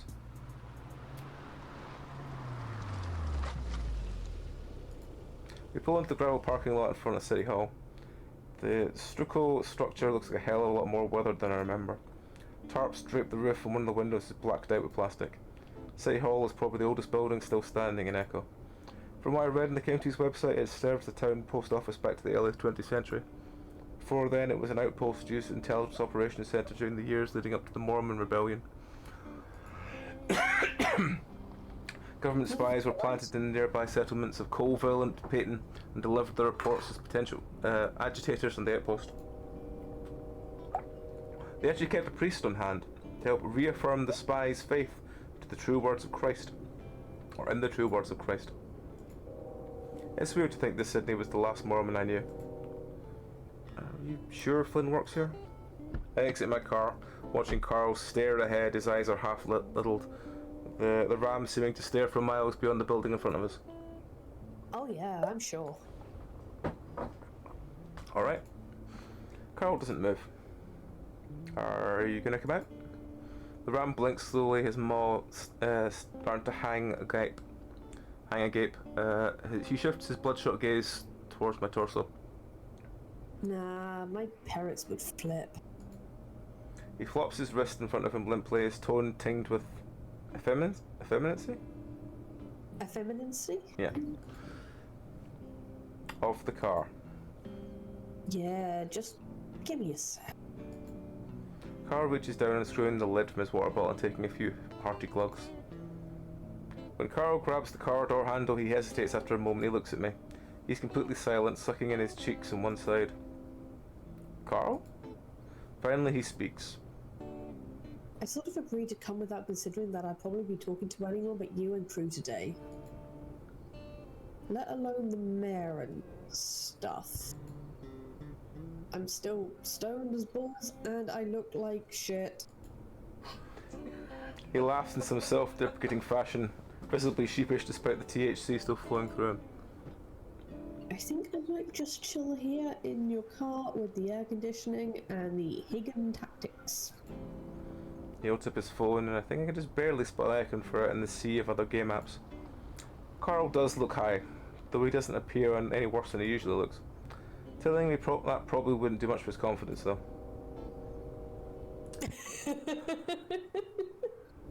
Every choice in this game is some fucking awkward ass moment. Let him stay in the car. That's probably a good idea, all things considered. You gonna be alright in here? I mean, if you start to sober up, feel free to come and get me. I could always use a hand. I'm good, man. He scoots back in the car seat some, leaning it back. You got me up way too early to be hanging out proper like. Anyway, I'm usually asleep until like 3 hours from now. You really sleep until 2 o'clock? Yeah? Jeez. Hey, don't judge me. You're the interloper here. I'm about to make a jab at where Carl learned that word and learned a word that... Learned a word that's large. About to make a jab about where Carl learned a word that large by reading his expression. It's evident he isn't in the mood. And honestly, neither am I. I toss him the car keys and they bounce gently off the rotund bulk of his torso before he scoots them up off the floor mat. I'm going to head inside and ask for permission to film, then maybe go through some of the files inside if they'll let me. Carl grunts. They should. It's all like public record or something. Except for the aliens that crashed out here in the 40s. That's still classified. Agent Hunter. A pang of nostalgia shoots through me as I catch on to what Carl's referencing, a faint smirk tugging at the corner of his lip.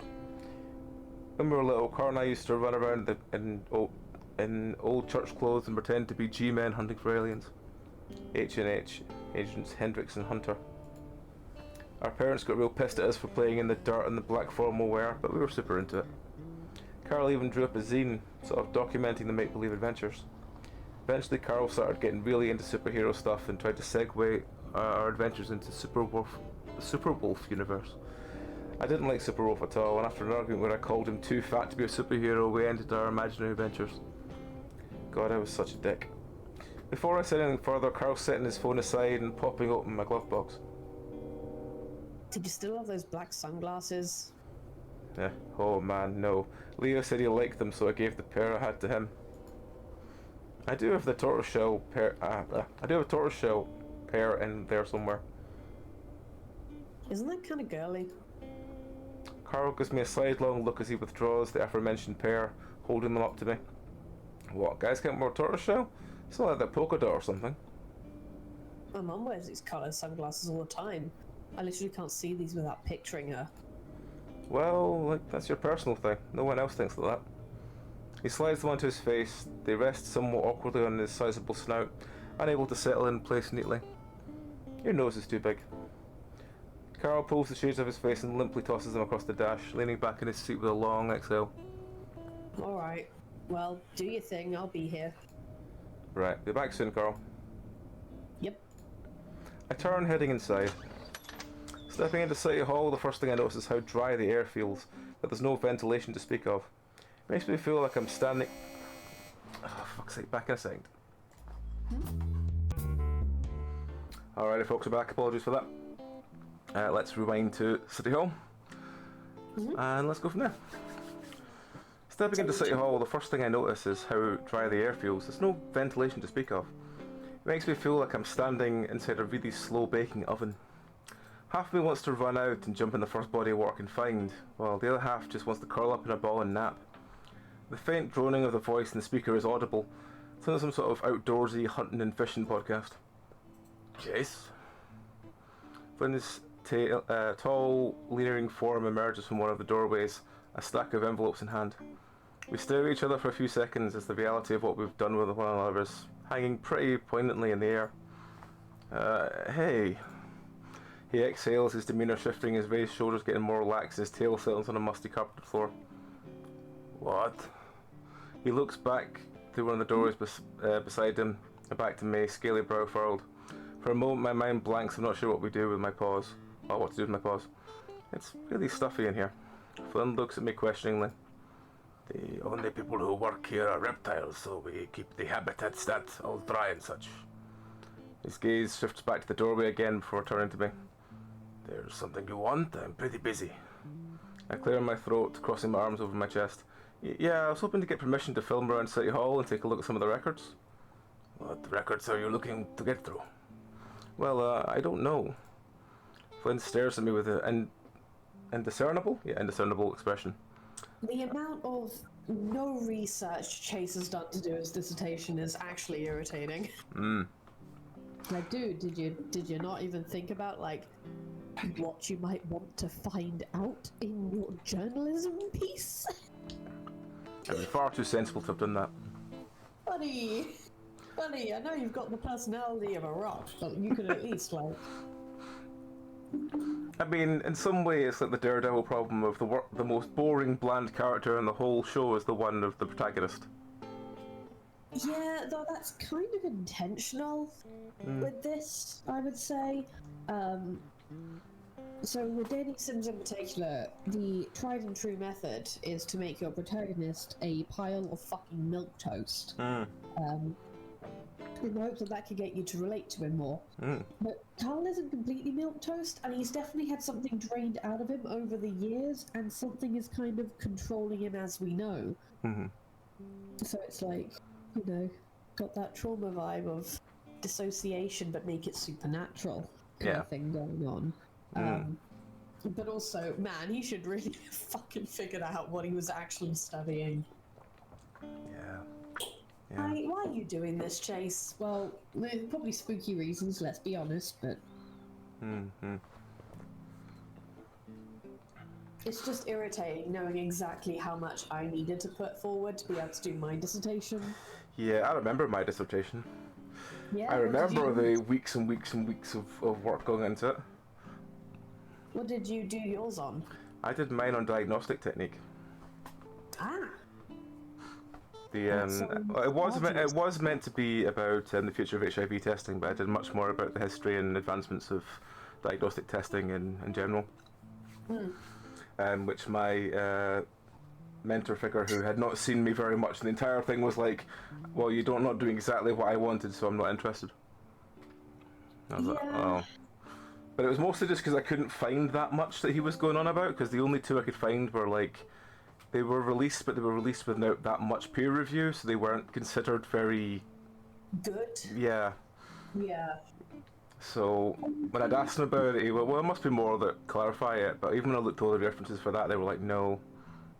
So I just did a bit more on the different things, and he just didn't like that. He wanted me to like slog a lot more than I actually did. But I know my folks were in the middle of moving the house I was living in, so yeah. Yeah. I did mine on the comparison between the late Devonian and early Carboniferous rocks found in Head in Ireland. As per usual with anything related to my degree, everything kind of went a bit tits up when, these words will strike fear into the heart of any geologist. I had to try and take fossil samples from macritic limestone. Which, let me try to explain. So limestone is very hard, but it's very brittle, so if you hit it, it cracks, right? Yep. And you can usually get samples. Macritic rocks and muddy rocks are things like mudstone. So mud is typically a soft stone, you know? Or at very least, like, you know, you can crumble it away, right? Yep. But it's not very brittle, but it's usually quite soft, especially on the coast where it's wet.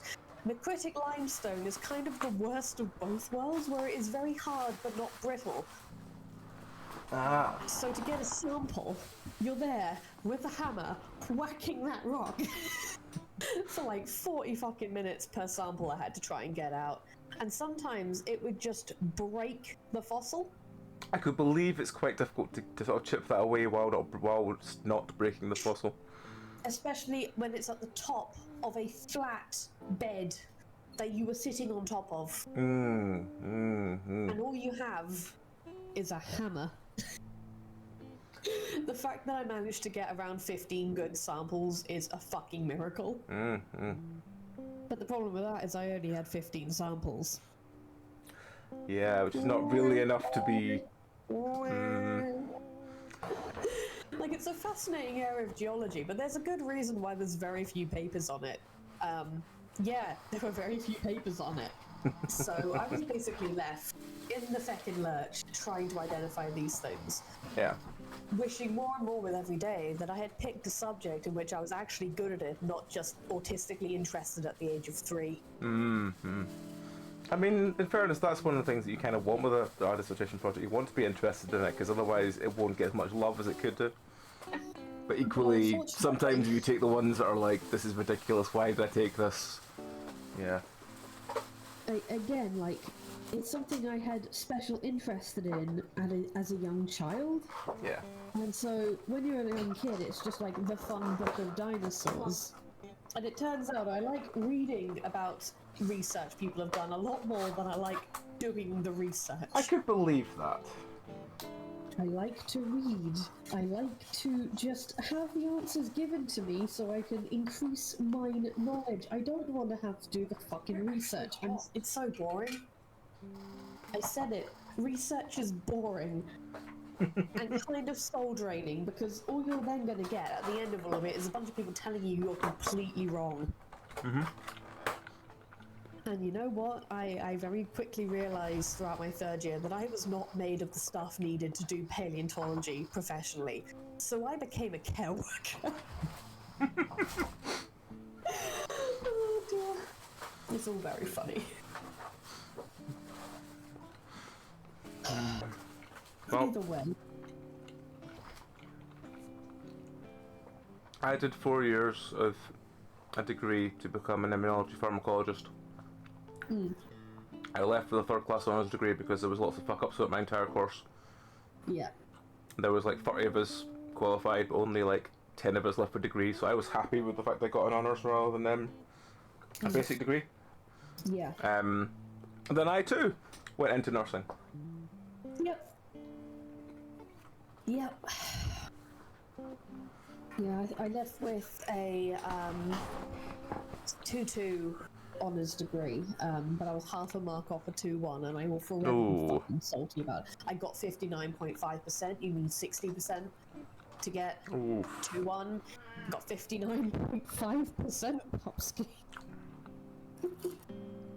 To That's this heartbreaking. Day, on my CV, I write degree paleontology, BSc honours, 2-2, brackets, 59.5%, 0.5% off a 2-1. That's the kind of thing that will haunt you to your dying day. You know that, right? You fucking will. It's the only time I've actually sworn at someone down the phone. Because I was like, doesn't it get rounded up? And they were like, no, it doesn't. And I'm like, for fuck's sake. And then I had a good, long, very, very bitter cry about it all, and then got very drunk. That seems about right. Yeah. Yeah, I almost refused to go to graduation, actually. My main graduation, I was there. Again, a lot of people didn't turn up for my graduation because they're like, I didn't get honours, so I'm not turning up. And then my nursing graduation, I was working it because I had left, but then been hired. But then by the time their graduation came round, I'd been looking for work, and I was working at the place that they graduated at. So I was there with everyone who graduated from my nursing course. They were like, what are you doing now? And I'm like, I'm working here. And they're like, oh, fuck. I was like, yeah. Anyway. Yeah, it wasn't helped by the fact that my mum insisted that I wore a dress for it, and then she bought the dress and it has cartoon dinosaurs all over it. I would love that. It's a good dress, but like, my god, wasn't transitioning at the time, so the dysphoria was running rampant. And the whole thing was a bit of a disaster, but we did bring my granddad along, and it was a good thing because he did not make it till my brother's graduation. Yeah. Due to old age. So that was a good thing, at least, though, you know, he was very unmobile for it. At least he got to see a grandchild graduate. Yeah. Yeah, it was a whole thing, my university course. Utter chaos. Alright, well, shall we carry on with Chase and his useless dissertation? Yes, I believe things are starting to get spicier from here on in, so yeah. Ooh, okay. Mm-hmm. If I remember things correctly, anyway. I'm just looking for anything I can use in my report. So you don't have a parcel number or a date or anything, you just want to, browse? Well, maybe you could point me in the right direction. You're the city clerk, after all. Flynn lets out a raspy exhale, moving to take a seat at the swivel chair at the front desk, his tail coiling around the base. All right, reading room is off limits on account of that monsoon season took out a portion of its roof cover last year. I can set you up in the mail room with a microfiche and a computer for the time being. He grabs at the edge of the desk, staring at the tips of his fingers. I need to check with the mayor to see what all you've got access to. Flynn's about to stand up again when another Gilead steps in the room. She's slightly overweight and decked out in khaki shorts and a matching outdoorsy button-up blouse. Despite being indoors, she dons a large sun hat, also khaki, and a vibrant floral bandana around her neck. This must be the mayor, Flynn's aunt. Do you want to do the mayor? Oh, yeah, sure. I thought I had another voice in here. I catch wind of her perfume. A strong, sweet pea scent that seems to fill the room. Her slitted blue-green eyes focus on me. It's almost like she's sizing me up. Are you from the grant committee? I pause, quickly shake my head. No, sorry. She visibly seems to deflate, her brow lowering and eyelids dripping with a half-lidded lull. Lidded. Lidded. I'm Chase, Flynn's friend. That's so. Another one then. She looks over towards Flynn, who's currently rubbing his temple. He responds quickly. An old friend. Childhood. We've met Chase before, I'm pretty sure. Or at least I've seen him around town. She seems to think for a moment before a look of realization comes to her. Oh, I almost didn't recognize you with that thing on your chin. Almost certainly remembered you. I blink, reaching up and covering my goatee instinctively. You were the one that was always patrolling around with the red wolf fella. Leo, weren't you? Gay couple, right? I chuckle a bit sheepishly, nodding. Having spent the past 3 years in Pueblo, I am not as used to people talking about me like this as I once was. Yeah, sort of. I mean, yes. She exchanges a glance with Flynn, who's looking a bit tense. Chase is doing a school project on the town and wants access to the records we've got on hand. Kitties, no more chasing. And you keep chasing. Be nice. She needed one little hiss there. I think she's tired of it too. Oh. It's your turn. Oh. He fill out a request form yet? No, he just wants to browse, I guess. Well, it's only a public record stuff that I want to take a look at. You still have to go through the process. Usually the requests are just for a parcel at a time. What sort of school project is this for, Chase? Well, I'm a journalism major at the University of Pueblo. I have to create a documentary-style video report on something. I chose Echo. Ah, you aren't gonna smear us in the general public then, are you? Her tone suggests she's joking, but she has that same intense look that Finn has, where you can't really tell for sure. No, Mayor. You know, we've got a grant application that we're interested in putting out there that requires a video entry detailing the sites around town. Would you be interested in that sort of thing? Well, maybe. I don't know. I guess I'd have to know more about the project. Honestly, I can't imagine the sheer amount of sugarcoating I need to muster or create a positive report about this place. Fill this out. Flynn is pushing a form across the desk my way. The mayor clears her throat. Chase, where it asks for a lot/parcel request, you can just put in all inventory. Alright, will do. As I take the pen from Flynn and begin to write, I see him look up at his aunt. All inventory? Yes. Alright then. He huffs some idly. The podcast there's on Flynn's computer speakers are going into detail about creative complex fishing nets and trappings. I'll leave you two boys to it then. Welcome back to Echo, Chase. It's good to be back. Flynn subtly rolls his eyes, turning back to his computer. The mayor just smiles before heading back to what I assume is her office. I finish up the form in silence, pushing it back towards Flynn. He squints at it for a moment before speaking. Any word from Leo? Topic change catches me off guard. I look up to see Flynn leaning in close, his voice lowered. Yeah, he believes the whole spending the night at Carl's story. Carl went along with it? Uh-huh. I ended up just telling him the whole truth, though. I guess I just started feeling real shit about all this lying. Flynn leans back in his chair, suddenly clenching his eyes shut. He opens his mouth like he's going to say something, but merely shakes his head. Chase, you fucking realize what this week is, when this week is over, and you just go back to college land. And I'm stuck here with the results of all your shitty choices. You know Carl as well as I do. He wouldn't go telling Leo to start drama. Anyway, he saw us, buy your truck. Flynn's eyes open. He just stares at the ceiling for a long moment. Fuck it.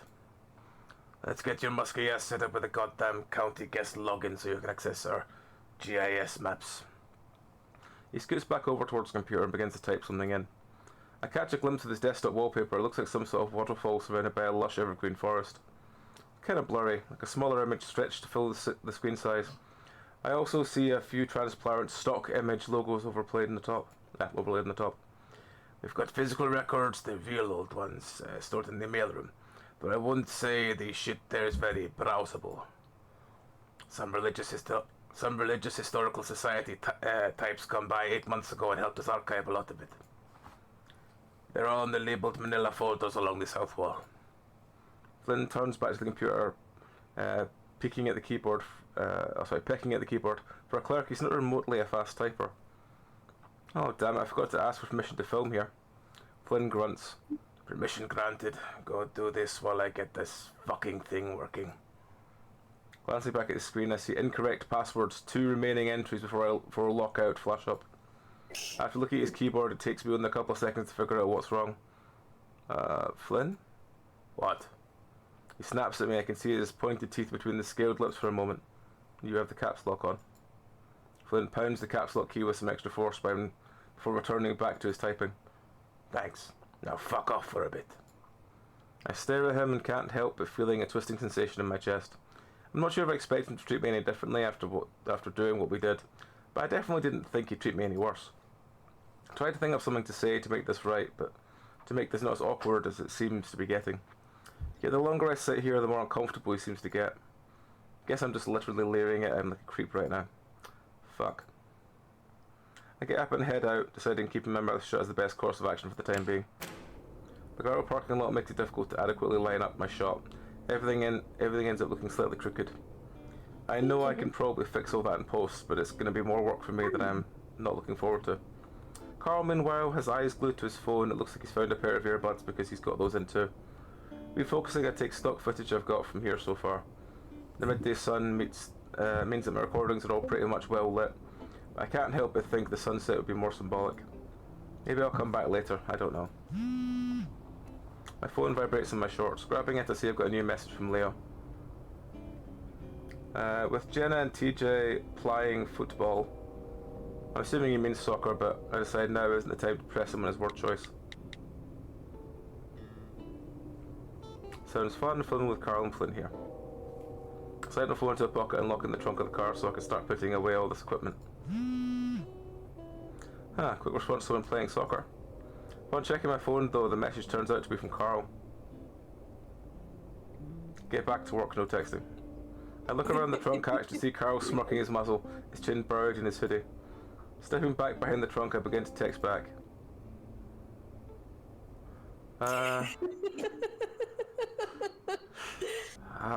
Let's be... Oh, I'm sorry, sir. I'm hitting send, I set my phone down, beginning to lock up the camera. Wait, you should not be eating that. That is my cake. You're not allowed to eat cake, madam. Squeaky baby. Stop trying to eat all of my food. Why were you going for the rice pudding earlier? Why were you going for my feckin' lentil curry? For those who don't know, Rowan has a new kitten that's decided to eat everything in her life. Sorry, their life. Holly, I love you. I love you, sweet soft baby, but you need to stop doing this. Fine. It's not good. You're going to make yourself have the shit, and then I'm going to need to clean it up. Beginning to look up at the camera in the neon-orange University of Pueblo hard case I borrowed. Another message from Carl.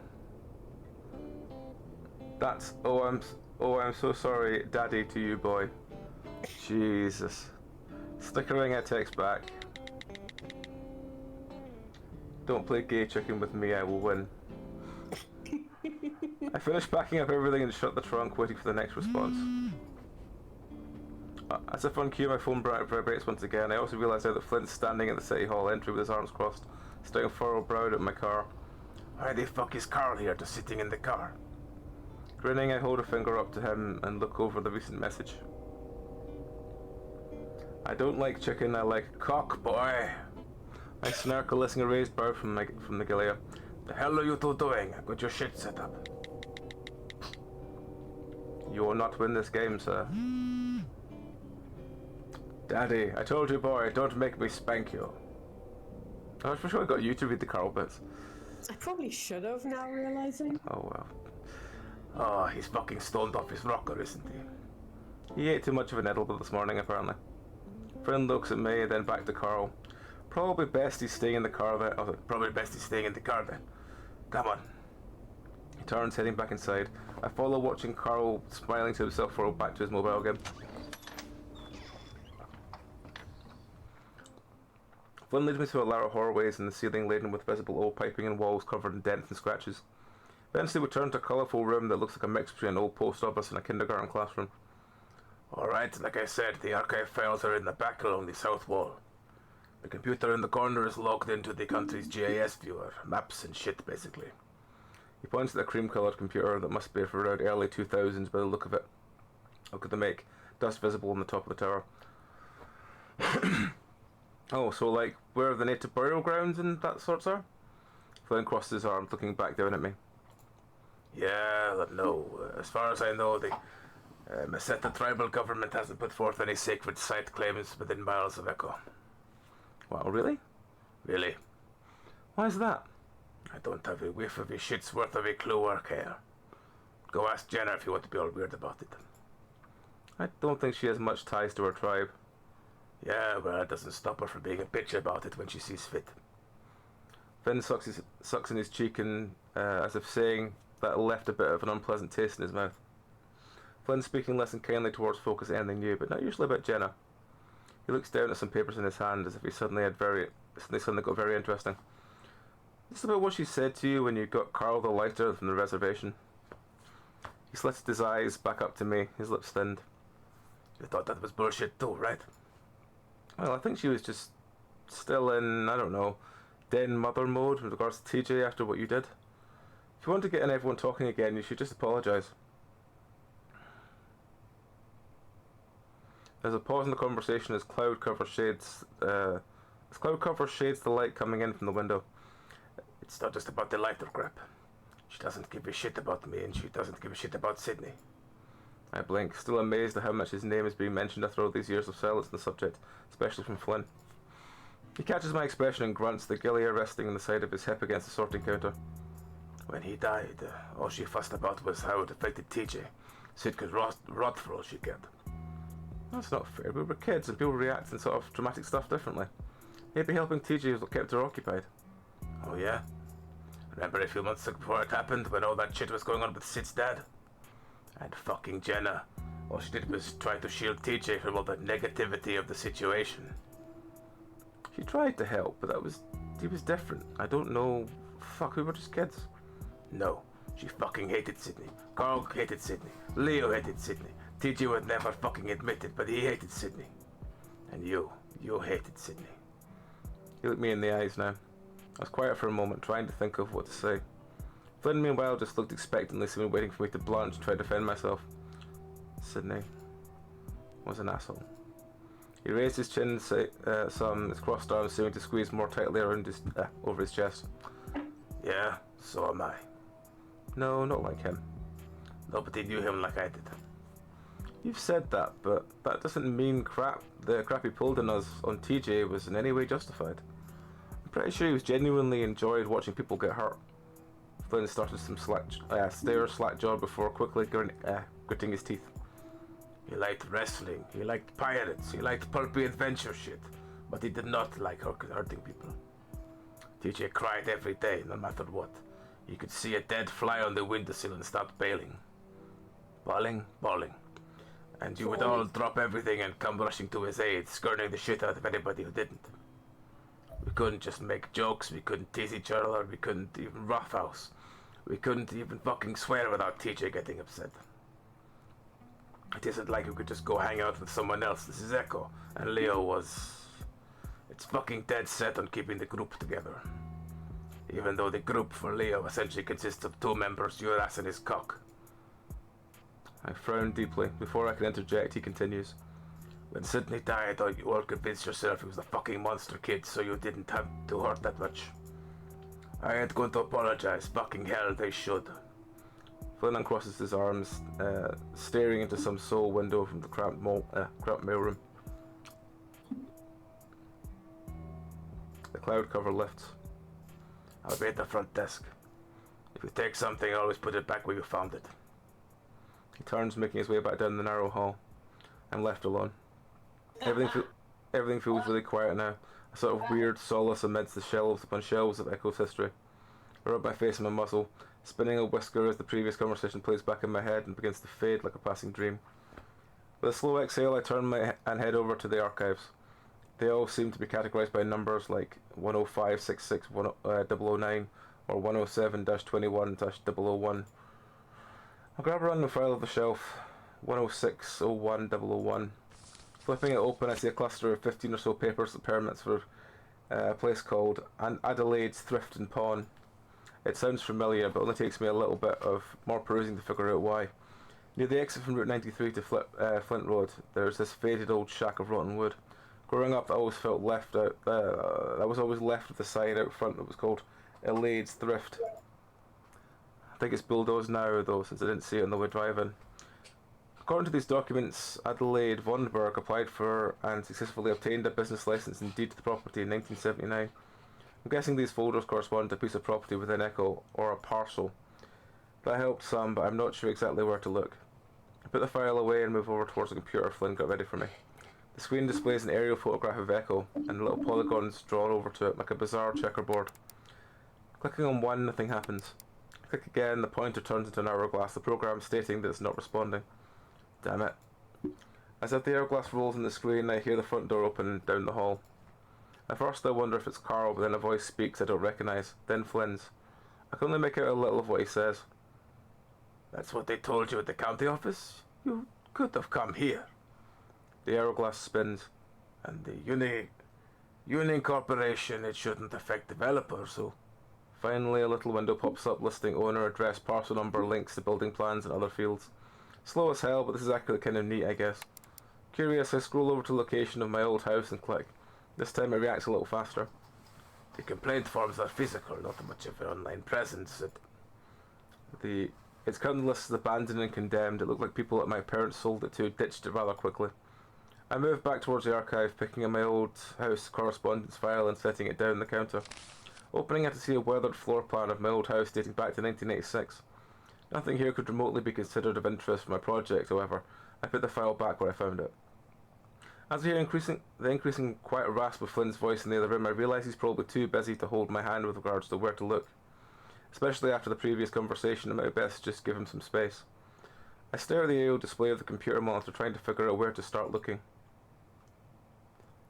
Yeah. Well, the only two I know what one I like, but What one do you like, just so I know? I find the mine interesting. I was going to say the mine or the school are the two that look most interesting immediately. I find the mine interesting.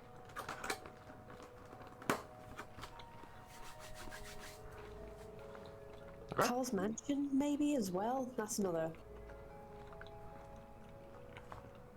Is this a story point where it goes down that way, or is this one of those you can just check all of them in order? I have no idea, haven't done this route, but I know that there is things going on at Carl's house, and I know there's things going on at the mine. Not too sure about the other two. Alright, well how about we try the school then? Something different. And to find the parcel number for the GIS thing, I seem to can't find the corresponding file to it. It's like it doesn't exist in any records here. Or it might not, or it might just have been misplaced. Gonna have to go with a second theory. Maybe I'll ask Flynn about it later. Oh. Ah, cool. Let's do the mine then. In fact, the mine, yeah, let's do the mine. Something about the old mine that feels off to me. Pretty much any other locale in Echo, the mine was the one place we actually did not play. Sydney tried to make one of our scavenger hunt objectives down in there once, but TJ told his mum about it and that was the end of that.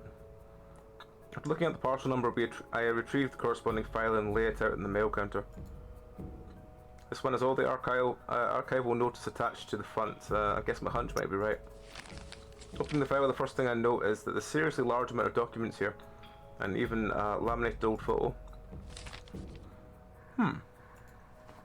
That's a hell of a lot more verdant than it is these days. Might have something to do with the damming they did up north in the 1950s.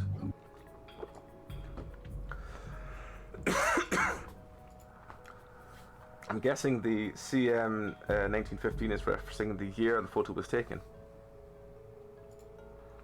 Within the folder itself, many of the documents seem to be legal in nature, including documentation about a lawsuit of some sort. The ones at the top seem to relate to the tourism program Echo tried a decade ago. There's a few papers about a historical heritage grant and the installation of a bench and 2 lamps outside the mine's entrance. There's even reference to a large placard installed on the side of the rock face outside, but I don't remember ever seeing that. Following this, there's another folder within that contains some condemned notices and squatter evictions dating from 1970 to 1975. Said folder also also notes a work order for installation of rebar bars in the mine front to prevent entry from 1976. Next, there was an actual lawsuit documentation itself. The lawsuit contributed in part to the official closing of the mine during the war in 1942. The working conditions were abysmal, and the owners of the mine were also heavily involved in town government, so there were corruption charges. The Danica mine, also known as the CSCG Copper, Silver, Coal, Gold mine, was the most in-demand employer in the north portion of this state for decades.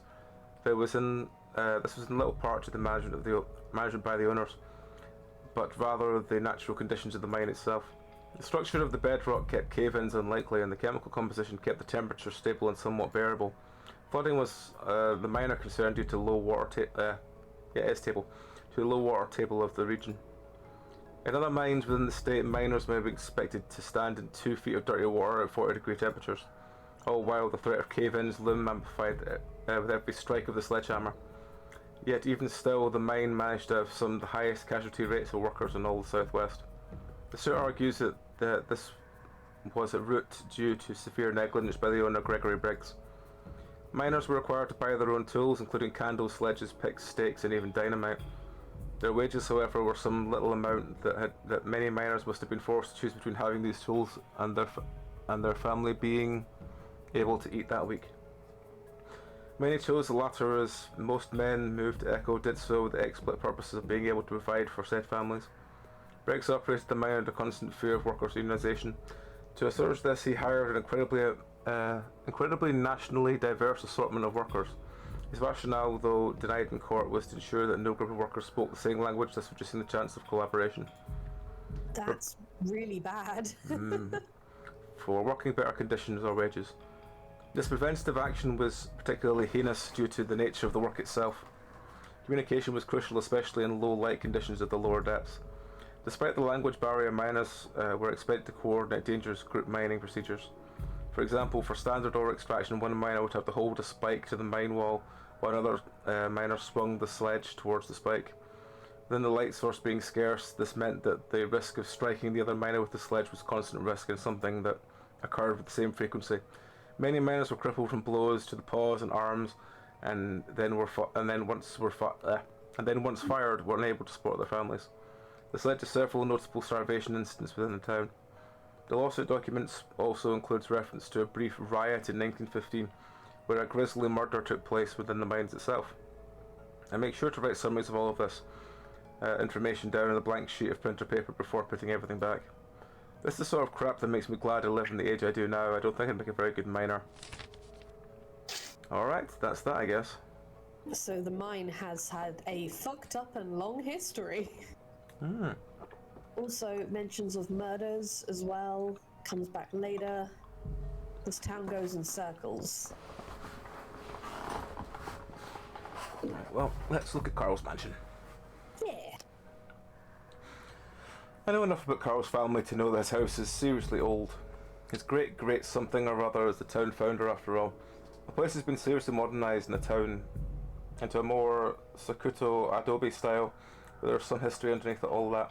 Growing up, Carl overheard all of this and started thinking the place was haunted, and it freaked him out pretty badly. So much so his parents basically begged me to have sleepovers with him during the weekends and even some weekdays. Not that I minded, of course. Carl had all the video games consoles that were out, and his parents bought him M-rated games. I got to stay up with his giant TV blowing up aliens and running over hookers. I remember he started to become less afraid as time went on, and his parents stopped asking for me to come over as much. So of course, shitbag younger me told Carl a bunch of stories about Ghost Bride, who I saw standing outside his house at midnight. And that's how I got to spend my whole 5th grade summer vacation living at Carl's place. After looking at the parcel number, I retrieved the corresponding tile and lay it out in the mail counter. This one has an archival notice attached to the front. It's pretty surprising on account that it's a residential lot. Opening the folder, a photo placed at the front of it all with documents immediately catching my attention. Wow. That's gay. This part of my mind immediately flushes back to Leo, but even he wasn't anywhere close to being this defined. I guess life in the early 20th century will do that to you. I should probably read the caption note for this that was attached. Sheriff William Adler rests after surviving the partial collapse of Hendricks Castle.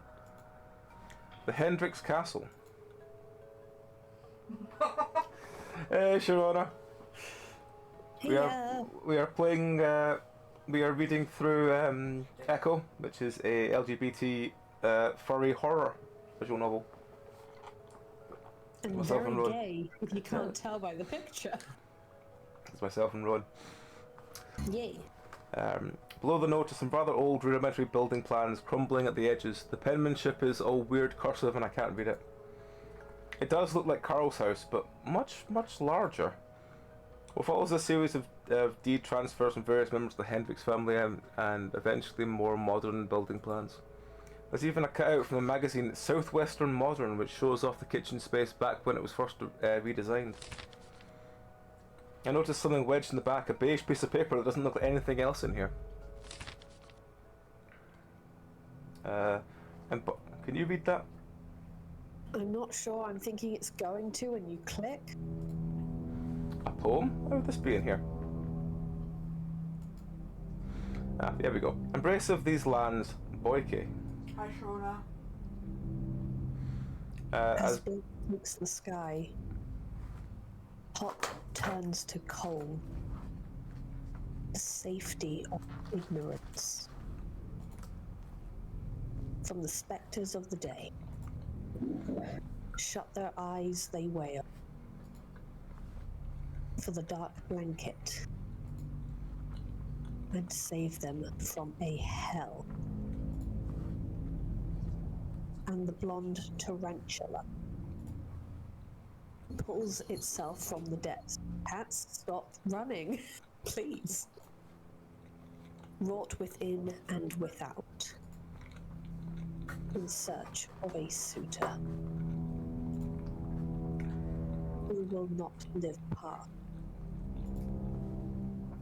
the vehemence of its life.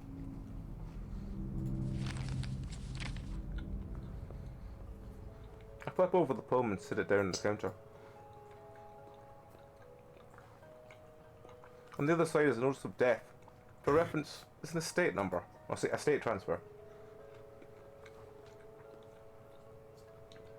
It is for James Hendricks, who passed away in 1913.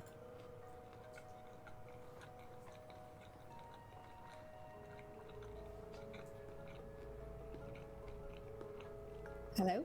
Hello. Sorry, I had a mouthful of food. I was like, I'll just finish this while you're doing that poem. I didn't manage to finish it. That's alright. The cause of death is listed as poison/infection.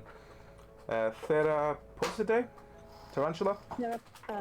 Theraphosidae, I would guess. Tarantula.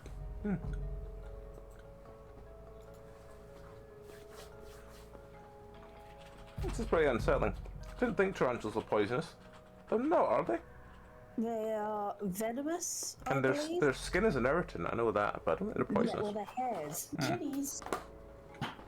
Hey, come on, guys. I know you're just playing, but you are being loud. Sorry. I don't know if you can actually hear them. I could hear a small bell for a second. Yeah, they're kind of running around back and forth, and Julie's bell is a dingling. I mean, I know they aren't, because I fear searched the information online one night after seeing one on my back porch at 3 AM. I guess that poem was some sort of informal epitaph for this guy. Regardless, it's a shitty way to die. I slide the poem Death Notice back into the folder and make note of it for the project. I think that's all for the parcel, so I place the folder back in the slot on the south wall. City Hall has a lot of history. I assume most of the really old stuff isn't on file. I'd be curious to see what's there regardless. After looking up the parcel number, I retrieved the corresponding file and lay it out on the mail counter. This one has an archival notice attached to the front. That's good. Hopefully that means there's supplemental information in there. Unfortunately, upon opening the file, I see there isn't many documents.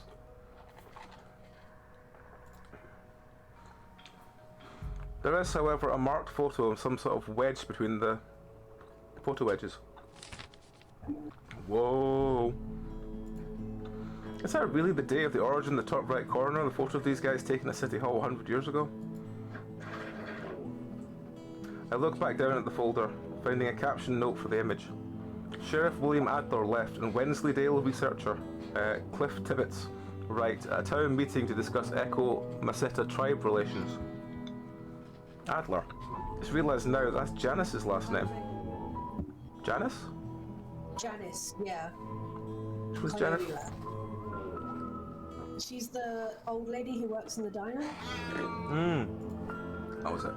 Okay, I'm gonna split up the kitties. My husband, something. Ah. Must be a distant relative of hers. The rest of the documents in the folder just seem to consist of proposed additions and used changes for the building. A lot of them didn't pan out.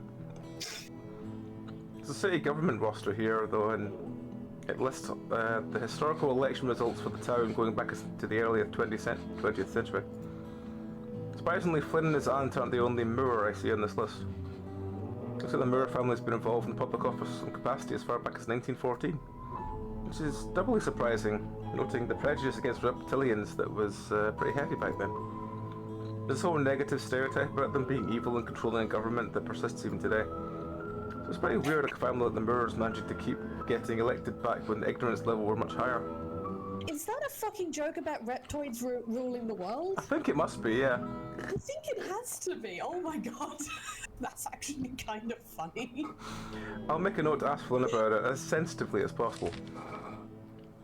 I'll go ahead and put everything back in the folder before returning to the shelf. So what next? As I turn around and see the mare standing in the doorway, she's peering at me quizzically. A little startled, I straighten up. Hi mare, I was just finishing up. She's watching me speak, staring at my mouth, not my eyes. It's honestly freaking me out a little. She doesn't respond. Mare? Make sure you put everything back where you found it. Oh yeah, don't worry, I did that already. Did you now? She steps in the room and picks up a folder from the edge of the counter. I recognise it as one from the abandoned mines. Oh, God, yeah, I forgot that one, sorry.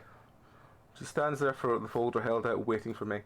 I quickly move and take the folder. I try to ignore the hard stare I feel in my back as I walk to the archive wall. Far left end, second cubby from the top. Oh, thank you. I didn't... Mm-hmm. Looks like Finn's real about ready to take off. You gonna give him some company? The way she phrases that makes me reconsider a hasty response. Sure, I can hang out with him and his roommate. You have a boy in your car. I blink. I have a Carl in my car, yes. He wanted to hang back while I did all the work. I feign a chuckle, though not very well. I've never been good at the whole smiling with your eyes thing. Carl Hendricks. Yes. Have a good rest of your evening, Chase. Thank you, Mayor. You too. She moves on down the hall. After a moment I follow suit, meeting up with Flynn at the front desk. Dude, that's Stevie. After that, she just walked back to her office and shut the door, almost slamming it. Maybe she's not a fan of you queer types. Carl pushed out a southern drawl for that last bit.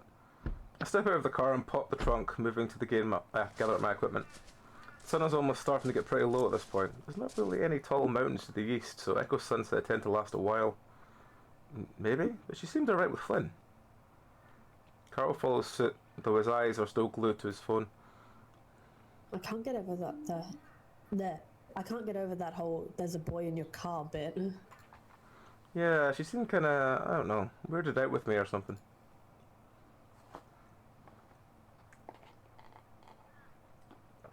But she wasn't like that when we met. She was pretty cordial then. So I shut the trunk. I spy Flynn's truck parked behind the house, as well as what looks like a faded yellow moped. I'm assuming that one is his roommate's. Huh. The ram shrugs. You are kind of weird. Maybe you did that staring thing you do sometimes. Oh, hang on, I just realised there's lots of chat for a second. Oh. Yeah, I was going to say that, tarantulas are venomous, not poisonous. What's that? Tarantulas are venomous, not poisonous. They are, yeah. Was that chat? Yeah. Hi, chat.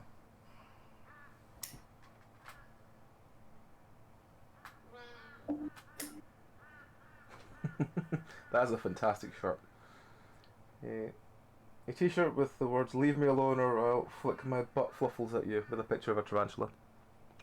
I like that. I'd wear that. This is Fluffies. Fluffies. Oh. My ability to read is really going downhill this last year. Anyway. I blink. The what? Never mind, man. I frown. Carl looks up from his phone long enough to catch my expression. I'm just kidding. It's making fun of Flynn's whole dressing you down back at the river. Carl smirks, his eyes are no longer glazed over. He actually feels like he's looking at me rather than 1,000 miles away. So we make our way up to the front door, Carl tapping away at his screen. Hard to imagine my house was even bigger back in the day, though. My parents already have more rooms than they know what to do with. Like, we got 3 spare bedrooms, right? But we never have any guests over or anything, so they don't get used and just gather dust and stuff. Do your parents make you clean them? Carl rolls his shoulders, idly wiping his hooves on the rough palm fibre floor welcome mat. Sometimes. Right. Kitten, why are you mewing? Knowing Carl, that means pretty much never. Once inside, the familiar hot, stuffy climate hits like a wool blanket thrown around me. What sounds like some sort of lo-fi hip-hop is playing in the background, from what I assume is Daxton's room. The interior is dimly lit with the exception of a bright white light coming from the ajar fridge. Daxton stands next to holding a block of pale cheese. Is this what you need? Salamander seems to be peering at us expectantly. No? He raises a brow ridge, craning his neck to look past us. Oh, so yeah. Talking to Flynn. Gilla's large self steps out of the laundry room beside us, looking at Daxton. Oh, sorry. Carl gives me a sidelong smirk. That's the provolone. The rest boy needs Havarti. Flynn steps past us without much acknowledgement, moving to the kitchen beside Daxton. We have a block of Havarti, but it's in the freezer. There's a thing called the defrost sitting on the microwave.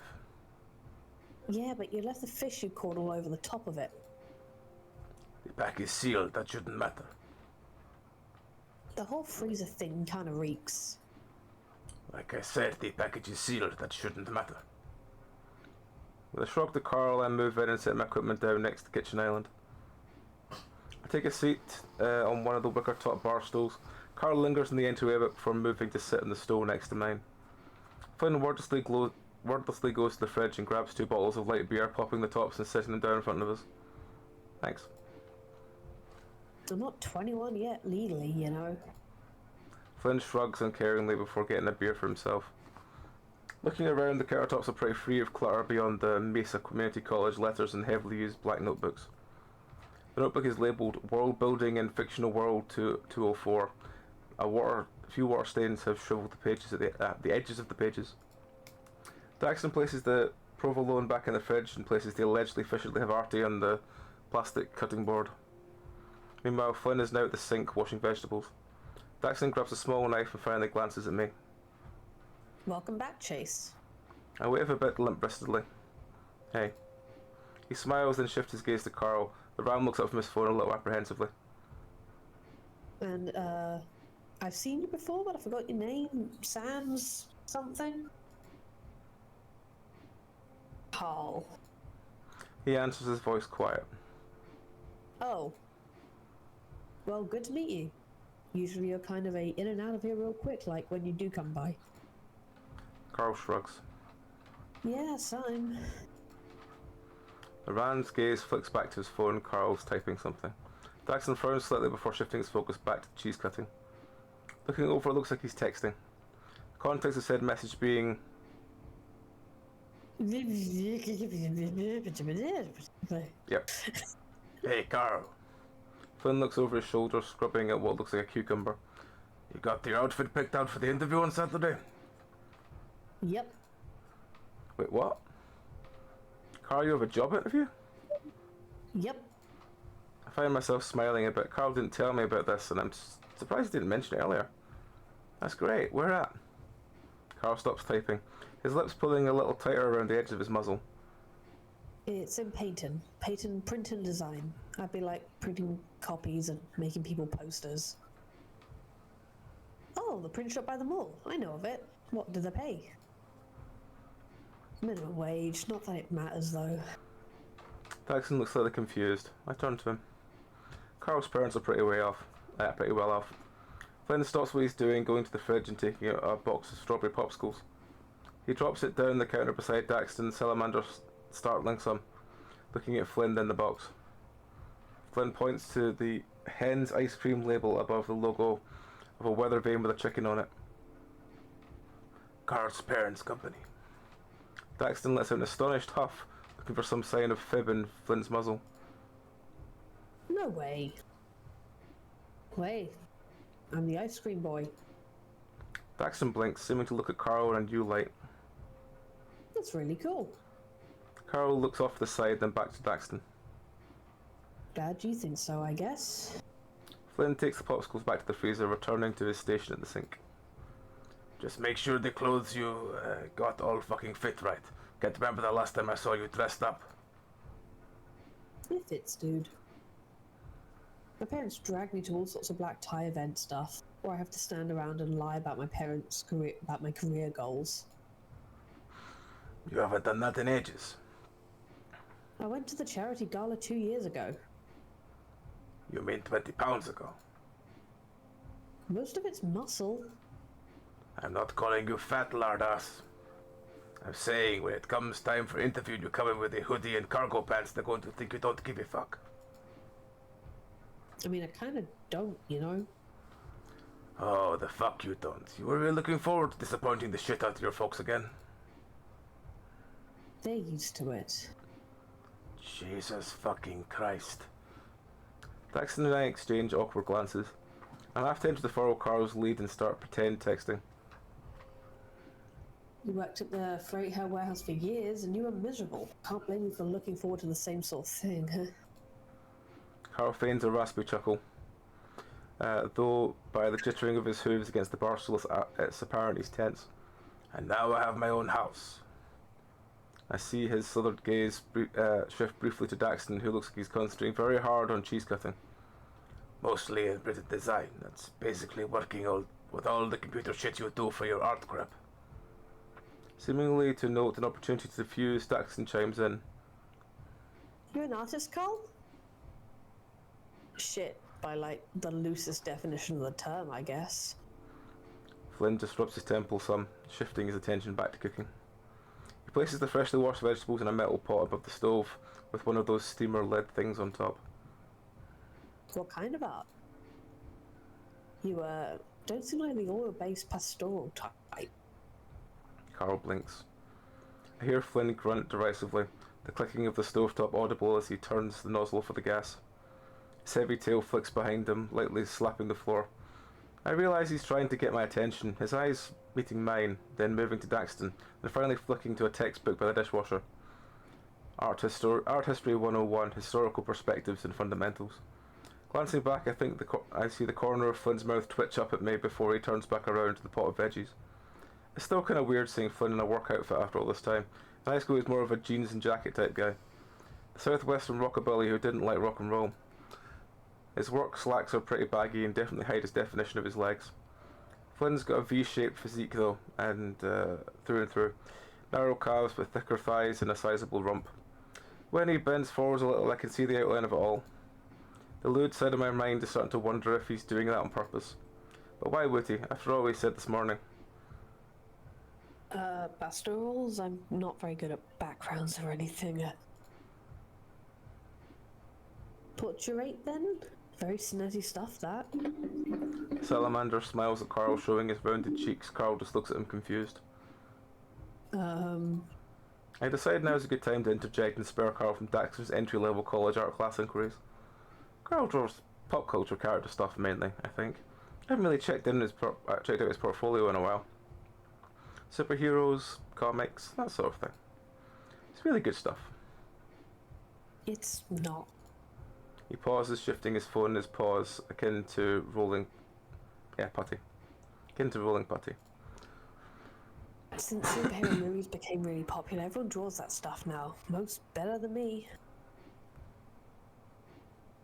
Hi, purring kitten. She's literally on my lap purring. So cute. You're just so sweet. Oh, sorry, that was my line. Yeah, that's fine. Sorry. It's kind of a dead-end style, I guess. Can't make any money from anything I make. Carol sounds more like he's quoting something rather than stating an actual opinion. Daxton raises a brow, nodding in acknowledgement. As a pause, the only sound of bubbling, boiling water and Daxton's knife hitting the plastic cutting board. Well, not if you draw them with their clothes off. Salamander tries to put on his most innocent face. That lasts for about 3 seconds before breaking into a wry smile at Carl's groaning. The ram takes a long swig from his beer. He's grinning too now, though. Everyone online tells me that, but I don't know, man. Every time I try and draw Chaos Wolverine's tits, they're just like big furry ass eyes stuck to a chest. Braxton laughs, and I find myself chittering a bit too. You could try drawing guys instead if women are giving you too much trouble. You'd like that, wouldn't you, Chase? I don't like superhero stuff that much. Well, I wouldn't judge you if you did, Carl. I've written a few awkward sex scenes in my day. You're a writer? That I am. At least I'm trying to be. I'm taking a creative writing course at Mesa to get better. The folks really want me to get into marketing like them, but I'm not really into it. That's lucky. I'm having to go into debt, so I'm not sure if I'm that lucky. Hopefully, one of these books I'm working on sells well. Most people don't read these days. The salamander places the cut up cheese upon the slices of rye bread and puts the bread back on the cooking tray, sighing as he looks to Flynn. Not everyone can suffice off of everyone can survive off of coming home from work and staring at the wall for hours like you, Flynn. Some people like to have some degree of mental input, yeah? What? Flynn flicks the stove's tap off, his eyes lulled and the brow ridge furrowed. Daxon passes him with a tray of rye and Havarti, sliding it into the oven. You call this shit you write mental input? The Gilead stops what he's doing, squinting at Daxton. Did you defrost that Havarti, or did you seriously just spend the past 15 minutes cutting up a frozen block of cheese? This side of the house is like an oven with the habitat running like this. The cheese warmed up on its own after a while at room temperature. Flynn throws up his hands, visibly exasperated. It wouldn't have taken you 15 damn minutes to cut a few slices of cheese if you had defrosted it. Are you in a rush or something? What do you mean by him staring at the wall for hours? The salamander now looks standoffish, his arms crossed. The question seems to have been ignored. Might be. Daxton, what sort of stuff do you write? Surprisingly, Carl is the one to butt in this time. Daxton turns, getting out some plates. Mainly science fiction and fantasy. You know, Adastra, right? This is cool. So the other project that these guys have made is called Adastra, and it is a even more erotic, even more horrifying, like political thriller type thing. It takes place in space. The whole thing is like a human guy going to university is kidnapped by a space wolf himbo, and then things get political and really, really tragic, really, really fast. So I think what they're doing is they're making it like a fiction within a fiction. Right, okay. Linking the two kind of series together. I have seen video essays made on Adastra. It's apparently also really good, but we are talking like even more explicit. I see. Carl takes another drink of beer, rubbing his beard in thought. Sort of. I don't really watch it myself. Is that space exploration starship show from the 60s with the sexy aliens? Daxton snaps his fingers. Yes, that one. Oh, they basically made it Star Trek. People draw a lot of porn of them. Yes. Yes. I'm aware. Anyway, I used to watch it a lot with my little brother growing up. I got into the whole peace in the cosmos through science thing. Something fierce. The stories for each episode were based on real science. Salamander finishes setting out the plates, bumping his fists together and smiling a bit sheepishly. I'm taking a few physics and engineering courses at Mesa to try and better understand it all for my own writing. Oh, kitten. No, don't do that. That's my lighter. Makes sense. I also really like the whole diplomacy part. The ultimate goal of at first contacts was peace and learning. You don't really see that much anymore. Yep. Like this one episode from season 6 of Frontier is a really good example of that, and it really inspires a lot about what I'm writing in my own story. My phone vibrates in my pocket. A message from Leo.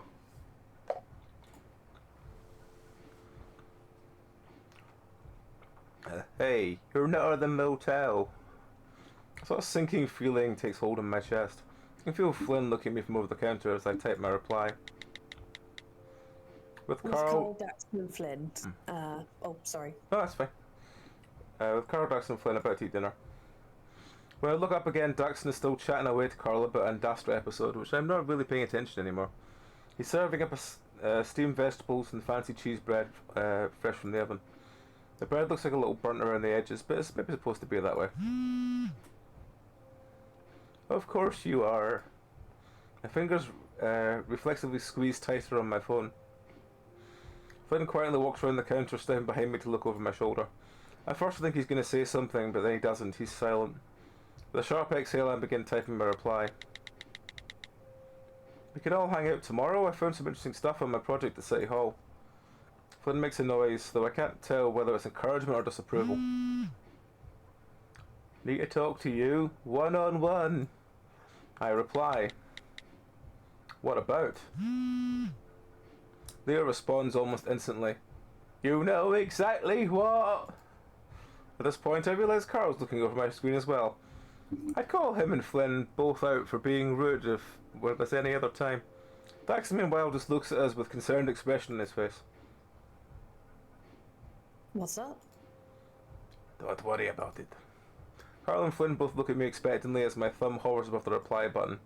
Should I even respond at this point? I have no clue what I could have found about Flynn and I, if that's truly what he means.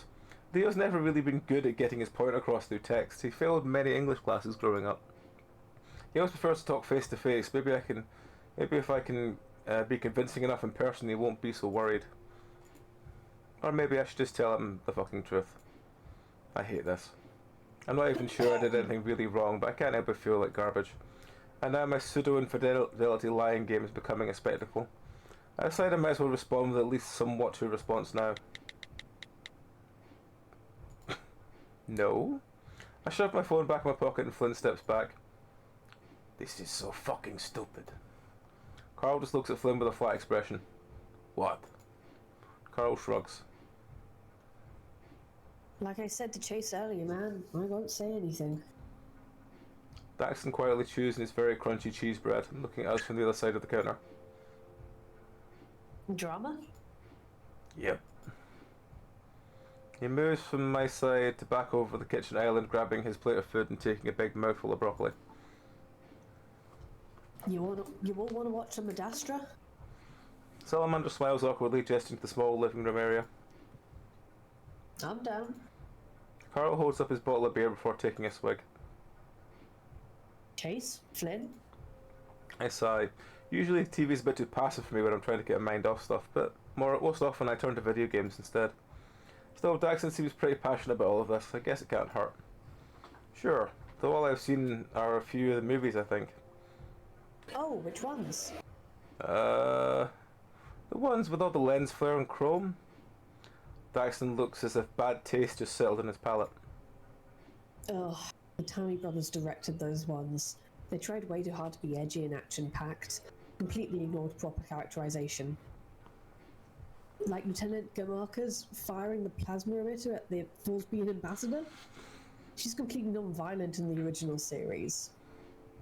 She took a vow of peaceful resolution following the violence cascade that destroyed her homeworld in the first season. But the writers just thought it would look so cool for the trailer, so they showed her disintegrate a guy while screaming her head off. I really like the thought-provoking philosophical stuff, not the protagonist running around killing people. Daxton huffs, rubbing his fist against his smooth brow. I'm not sure exactly how to respond. Yeah, that's pretty not great when that happens. I like the space battles, though. Of course they were made to appeal to a casual audience. I blink. Daxton quickly holds up his hands, his eyes widening. Oh, I didn't mean that as an insult or anything. No offense taken. I offer him a reassuring nod, taking a bite of the steamed veggies. They certainly taste fresh. Flynn must have gotten these from Peyton. Dax's stuck having to deal with us filthy casuals tonight. Again, sorry, that's not what I meant. No, it's not what you mean. You dig it because you grew up with the original shit and you have all sorts of fuzzy feelings about it. I'm actually kind of surprised to hear Flynn chime in. Yeah, I mean, looking back, the original series is pretty dumb and cheesy. But it wasn't for you when you were a kid, or the tit-dirts who watched it back in the 60s.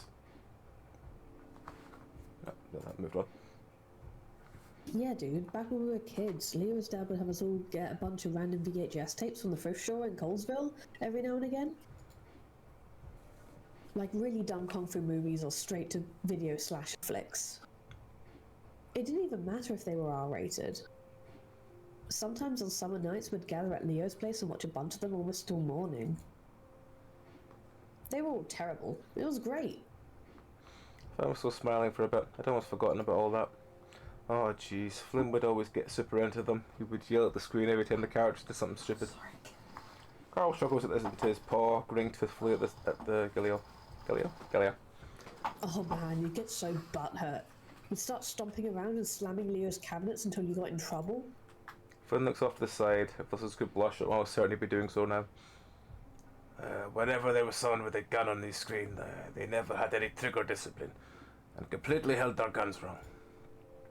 And every time, every movie, someone was being chased by some killer or whatever, and completely forgot how to run. Oh yeah, you kept count of how many times everyone tripped. You had a little notepad with your trip tally. Dyson looks absolutely tickled by this revelation about Flynn. That sounds hilarious. I wish I had friends like you guys growing up so I could do that sort of thing. Flynn waved dismissively. It was alright. I remember we could never do it when TJ was around. Satanic propaganda and all that, right? Yeah, he would have been fine if we had eased him into it. We would start off with, like, Bloodflyer Babes of Babylon. Carl nods sagely, sipping at the last bit of his beer before getting up to retrieve another from the fridge. So, Flynn, you wanna? Yeah, maybe. Daxon looks pretty elated, the amphibian's slightly chubby cheeks puffed out some as he grins. I know some really schlocky episodes from the first few seasons of the original series. I'll put those on. Sounds good, dude. Daxon set his plate down, walking past the TV in the living room. After a moment, Carl looks over at me. Nerd alert.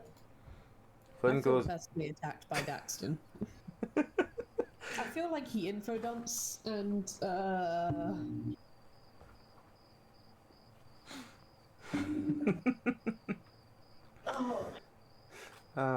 Flynn goes to slide his now empty plate into the sink, slapping Carl on the back of the head as he passes. Fucking rich coming from you, your neckbeard ass. Hey!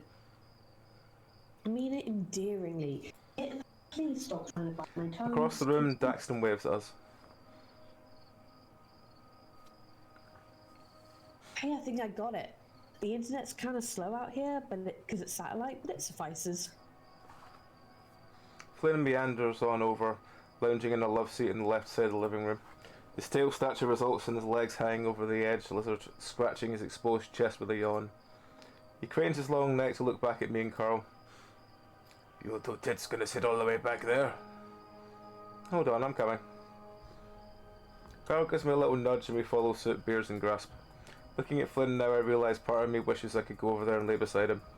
More practically, I sit in the recliner in the centre of the room while Carl and Dax take the other sofa. Okay, so in this episode, Captain Amicus lands on our planet in the year 1968. He's looking for technology to stop an uprising in the future, but... Dax, shut up. No spoilers, dude. Alright, fine. Alright, fine. You stop trying to bump my skirt, please. Captain Amicus, the slime woman, they're in the engine room. This leaves me no choice, cadet. Activate self-destruct protocol Baker 19er.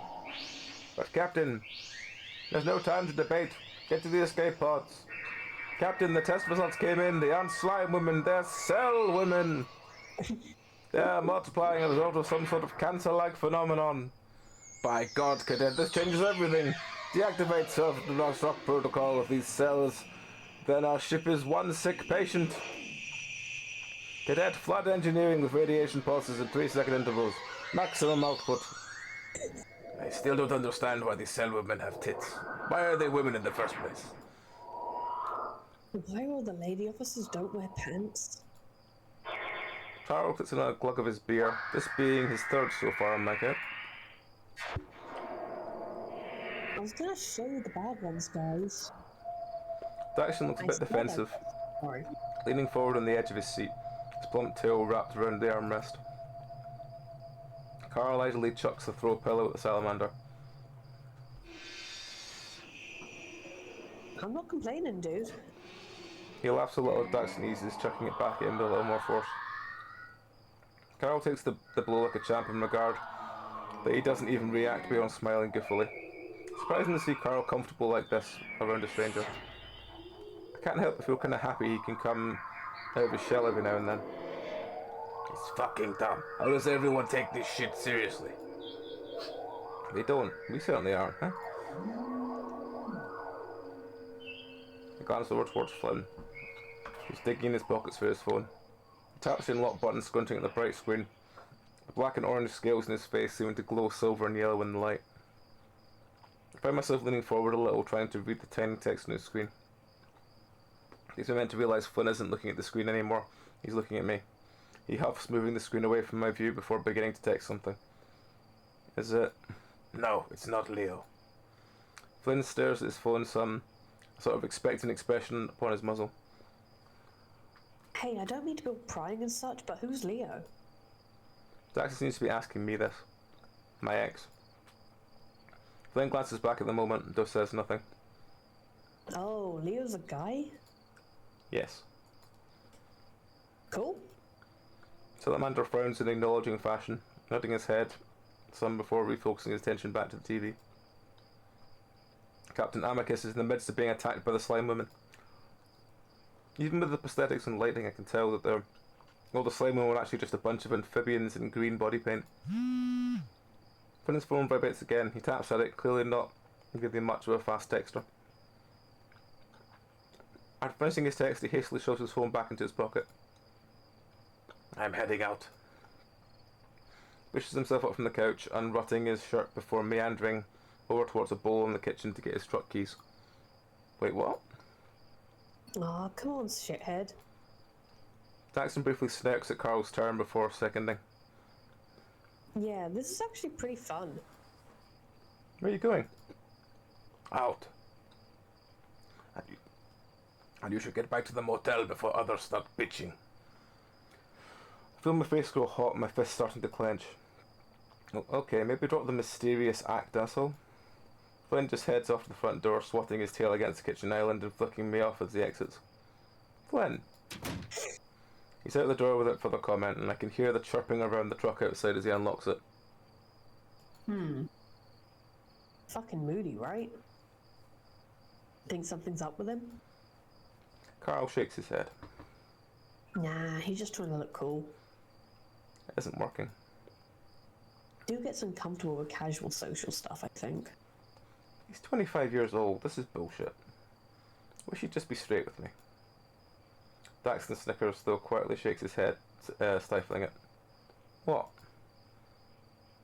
If he was being straight with you, he wouldn't be getting so pissed off about this, I think. Straight as in, you two not macking on each other?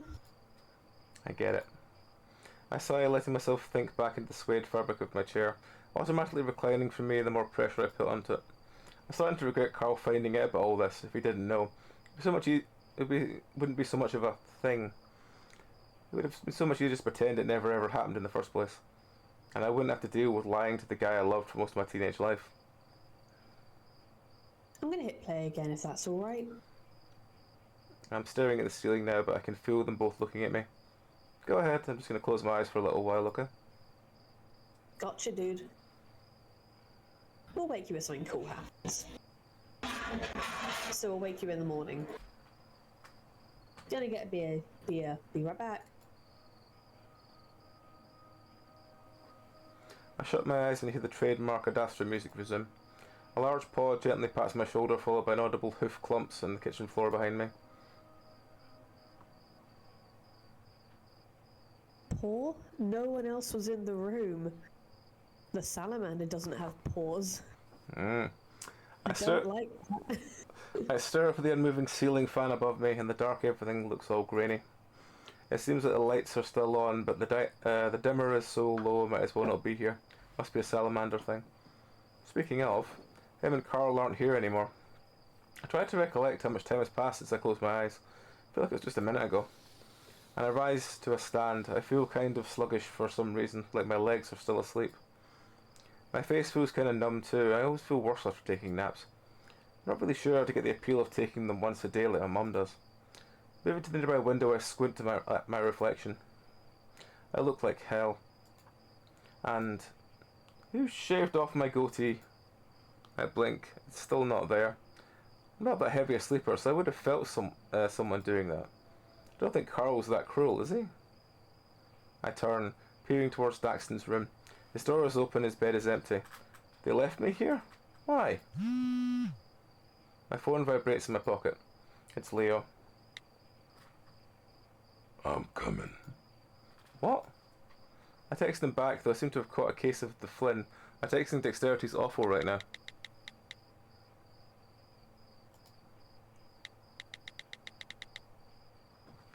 While I'm at it, I also send a quick text to Carl and Flynn asking where they are.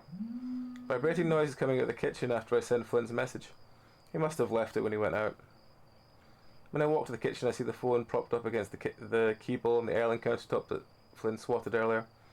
The screen's brightness illuminates everything around it with a picture of my face. It's low resolution, like he cropped and stretched it himself for one of my social media pictures. The photos from the class trip I took in sophomore year in the Cardbud Caverns. I'm wearing a hard hat that doesn't fit. The way the phone is propped up, it almost looks like I'm on display. It's a weird way to place it. I know I shouldn't snoop in his phone, but if he wants to act all mysterious and dismissive, he's leaving me not much choice. Also, someone shaved my goatee off. That warrants enough of an emergency, I guess. I tap the screen and my message appears. I'm asking where he is and telling him that everyone left. Tapping back, I see the other message. The rest of them seem to be deleted. It's from someone named Ryan. He has no given profile picture. The bar's at 33 South Allow Way, off Hankley and Route 93. Hankley and 93? That's just by the casino near the edge of the reservation. I spent most of the day looking at the map of the county, so I think I have a good spatial sense of where it is now. The question is, why did Flynn leave this here with just this message on it? It's like he wanted me to find it. He wanted me to follow him. Jesus, why does he think I am that much of a snoop? Because apparently I am. This time it's my phone that buzzes. Another message from Leo. Hey. Huh? I type a quick response. I have to go. Sorry, Leo. I shove my phone back in my pocket and head outside. It's actually nippy in the comparison to the heat of the day.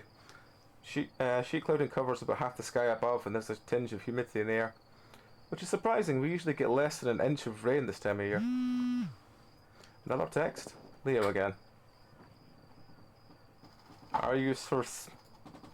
I sigh, put my phone back and getting the keys out. I'll think of something and apologise later. I don't feel nearly as sluggish as I did before, thankfully.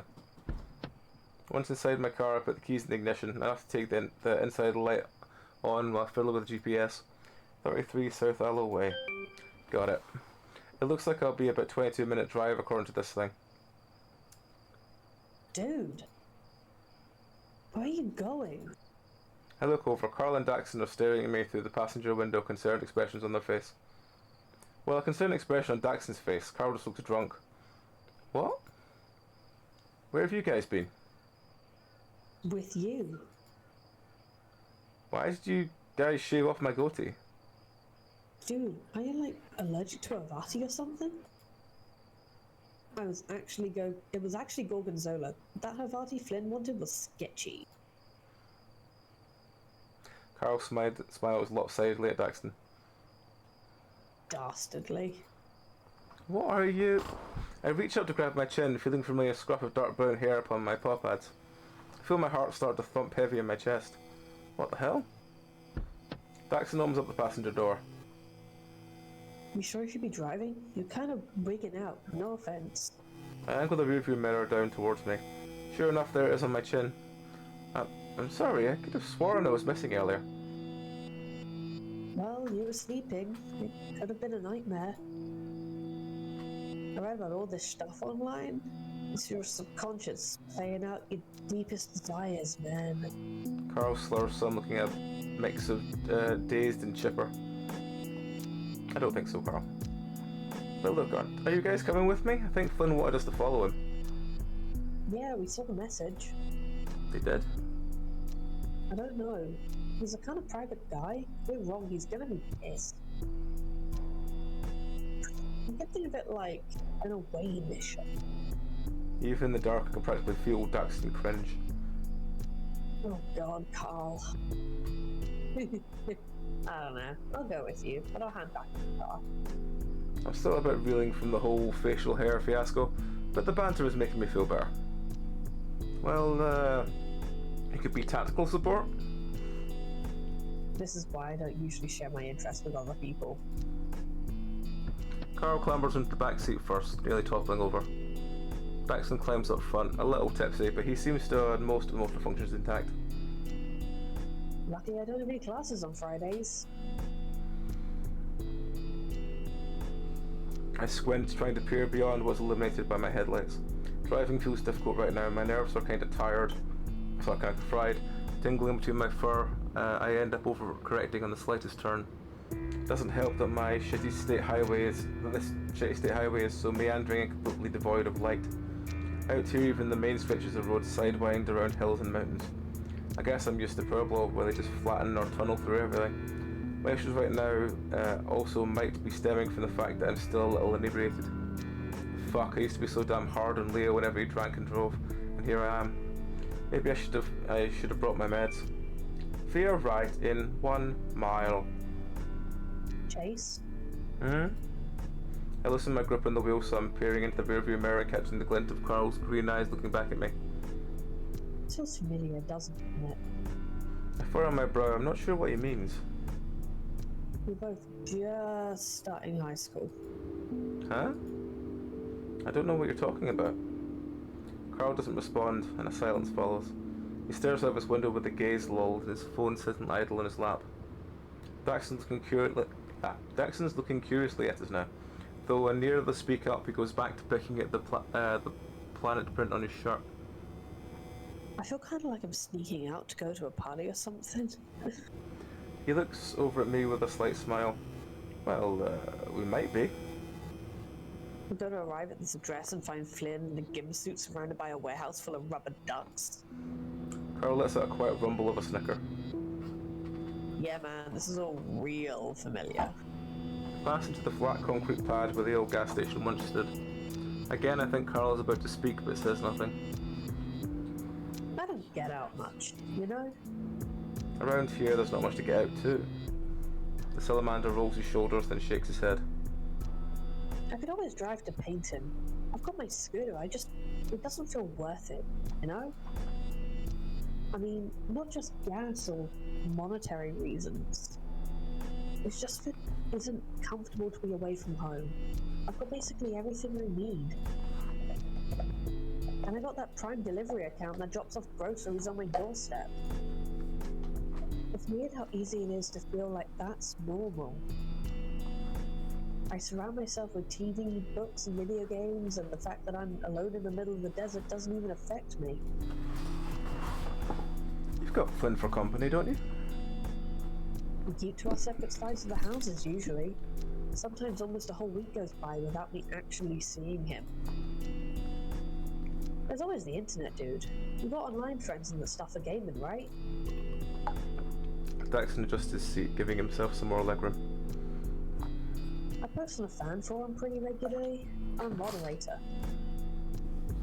Let me guess, for Adastra, yep.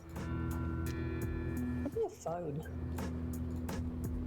Daxon blinks. What? Carl makes a grabbing motion with his paw towards Daxon. Just give me it for 1 sec. Daxon clutches his cell to his chest, but looking uneasily toward the drunken ram. I'm not going to go through your messages on nudie pics. What do you think I am, Chase? That one stings a bit. Ass. Daxon slowly relents, keeping close eye on Carl as he gives him his phone. He taps it in silence for about 15 seconds before passing it back. There, you got me in your... Oh, sorry.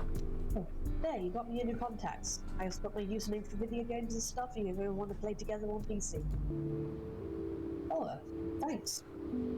Salamander quickly checks the screen before looking back at Carl.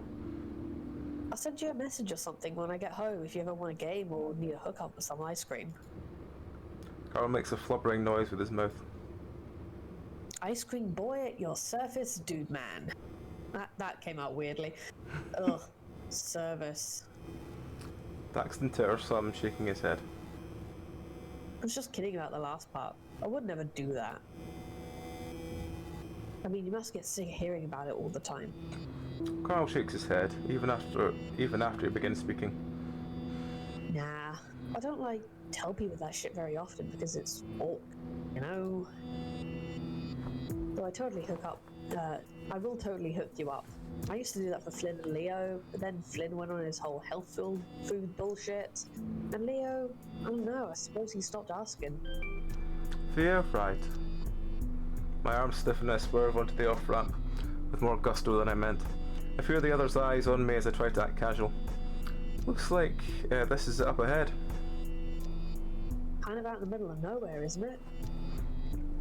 This isn't the reservation yet, right? I look towards the horizon. I can just make out the familiar glint of the blue diamond casino past one of the rolling hills. Everything out here is in the middle of nowhere, but no, the reservation is on the other side of the casino. Do you guys ever go there? No, I'm not much for gambling. I bet Dunsky's on ranked matches online sometimes. That place has made me feel really old people packed in their RVs. Flynn and I were talking about it the other day. Like, they paint the ceilings all blue sky coloured, don't even display any clocks, and simulate sunlight inside. Trick the seniors into staying longer. That's messed. Capitalism at its finest, dude, man. Is that my nickname now? What? Dude, man. Sounds like Daxter. Most people default to Dax. Your destination's ahead in 400 yards. Carl seems like he's about to say something, but quiets as we see our destination. Oh, jeez. I turn off the road, the loosely packed gravel seeming to scatter under my tires. We're here. It's a long red building, the exterior mostly dilapidated, the wood siding falling apart in places. I can see only two windows, both of which are coloured construction paper blocking the view inside. There's no signage indicating what the hell the name of this place even is. Well, at least none right now. It looks like there is some broken neon lettering along the roof's edges, but I can't make out anything legible from that. There are about half dozen cars parked behind the building. Flynn's truck is the only one out front. He's here for sure. Salamander reaches in his pocket and, to my surprise, pulls out Flynn's phone. When did you grab that? Daxon cocks his head at me, holding up the phone. Right after we looked at it? I rub my forehead. Were Daxon and Carl really inside the house with me earlier and I just didn't notice them? You okay, Chase? Nervous about talking to Flynn? Just pretend he's in his underwear. Then intimidate him with your erection until he's no longer mad at us for stalking him. The ram nods sagely, giving me a bit of a serene look. I stare back at him. That's how the gays work. I read it on a blog site. He holds up his phone. Run with all the gays. I feel myself smirking a little. I'm fine, guys. Just had a weird nap earlier, still getting my brain unfuzzed. Cool, but Carl looks back towards the building. I'm still gonna chill here in the car. He clears his throat, sitting more upright. Tactical support. Daxton covers his face with his dark hands. Cadet Hunter and Lieutenant Daxton, prepare to beam out. Thanks, Captain Carl. Make sure to scan for life signs and report any anomalies. Oh God. Daxton exits the car, embarrassment. Oh no, man. Lieutenant Daxton beat me out too early. His particles are destabilizing. Jesus, I hear enough about the stuff moderating the roleplay forum. I don't need to hear it IRL. He walks up to one of the front windows, seemingly trying to peer inside through one of the gaps in the construction paper. I open the door, about to head out, when I feel Carl's paw on my shoulder. Hey, man. I blink some, looking back at him. The parking lot light overhead gives his fur a sort of orangey appearance as his eyes look blue. You've been, like, really quiet tonight. I know I haven't been around you in, like, 2 years, but you're still acting. I don't know. Weird from what I remember. Carl? Just don't worry, okay? He looks to the building. You know how he gets, but overall, Flynn's cool. He leans back in his seat, pulling out his phone. The illuminating blue glow on the screen replaces the faint orange of the streetlight. Just don't tell him I said that. I exhale, smiling deeply despite myself. Alright, Carl. I turn around, pausing. I know you have your interview, but we should talk later. Catch up properly. You know it, man. And I'm glad you're getting on well with Daxton, truly. I see him grinning in the rearview mirror. It's weird. He's like someone I met online, but like in real life, you know? I'm not sure I follow. Dude, don't worry about it. Don't get murdered in there. I smirk dryly. I'll try not to. Is smirk a word? I don't know. I step out and nearly close the door with my tail. I must have been more distracted than I thought. Seeing Daxton against the side of the building, I can't help but think he just looks downright eerie. He doesn't have scales like Flynn, so it's just this rubbery black colour that blends into the shadows and specious, as specious as that sounds. When he turns towards me, his eyes stick out like headlights in the night. Hey Chase, check this out. He beckons me over to a small metal sheet by the door. I step closer. Some words are engraved in the front. So you've heard of us? A winking smiley face is pictured below the text. What the hell? I know, right? He moves towards the door, his thick tail flicking in anticipatory sway behind him. I'm surprised he can control that thing. Watch it be locked. Might as well try. After you, Lieutenant. Don't start. He grasps the handle and the door opens with ease. Daxton looks over at me once more and we step inside.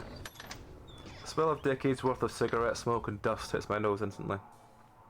Daxton coughs, trying to muffle himself as we see the shadows of various patrons throughout the dimly lit bar. Everything near the counter is illuminated with a sort of green tinge, while the rest of the establishment has red lighting. Well, in the places it does have lighting. I've never been inside a restaurant or bar that's dark before. The walls are mainly decorated with faded 1950s beer adverts, and mounted CRT monitor near the entrance looks to be streaming old cricket match. I don't see any bartenders or waiters. No one's behind the bar. Huh. Daxton half speaks, half whispers. Maybe we should take a seat so it doesn't look like we're gawking? Yeah, good idea. We move towards the closest table at the entrance. The location leaves us completely enshrouded in darkness.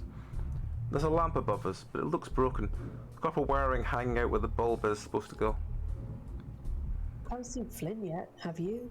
Hard to see in here. I sort of assumed salamanders had better night vision.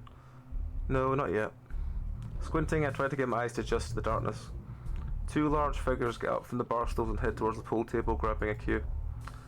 They both appear to be equine, middle-aged and male, decked out in polo shirts and slacks. The two wouldn't look out of place in a country club greenway, but here they stand out as something fierce. I realise that there is a much smaller person behind them, a fennec girl with big lengthy head fur that goes down to her shoulders. One of them, the one in the teal polo with a beer gut, sits at the rack of pro balls on the table. The other horse, the red polo and greying muzzled fur, speaks up, shaking his head and pointing towards the balls in the triangle. I can't make out everything, but it just sounds like he's insisting the 8-ball always goes on top. The teal shirted one lets out a dismissive noise, making a point of placing the 8-ball somewhere in the centre of the rack. I feel my phone buzz in my pocket. Quickly reaching down, I check the message. It's from Leo. We're going to hang out at your old hood tomorrow at 2. It would be good if you came. I sigh as some welling of guilt takes hold of my chest like stones in my ribcage. More text from the evil ex. I glance up at Dax with surprise, Salamander having turned to face me. Again, I'm rocked with how fucking eerie this bright eye sticking out the blackness and staring right at me is. He's not evil. You fuggles super angsty every time he texts you. Like an ex is not. Like an ex is just that, an ex. You gotta worry about them anymore. You don't gotta worry. It's very American. It is, yeah. Daxon crosses his forearms and rests them on a table for a moment before hastily pulling them back.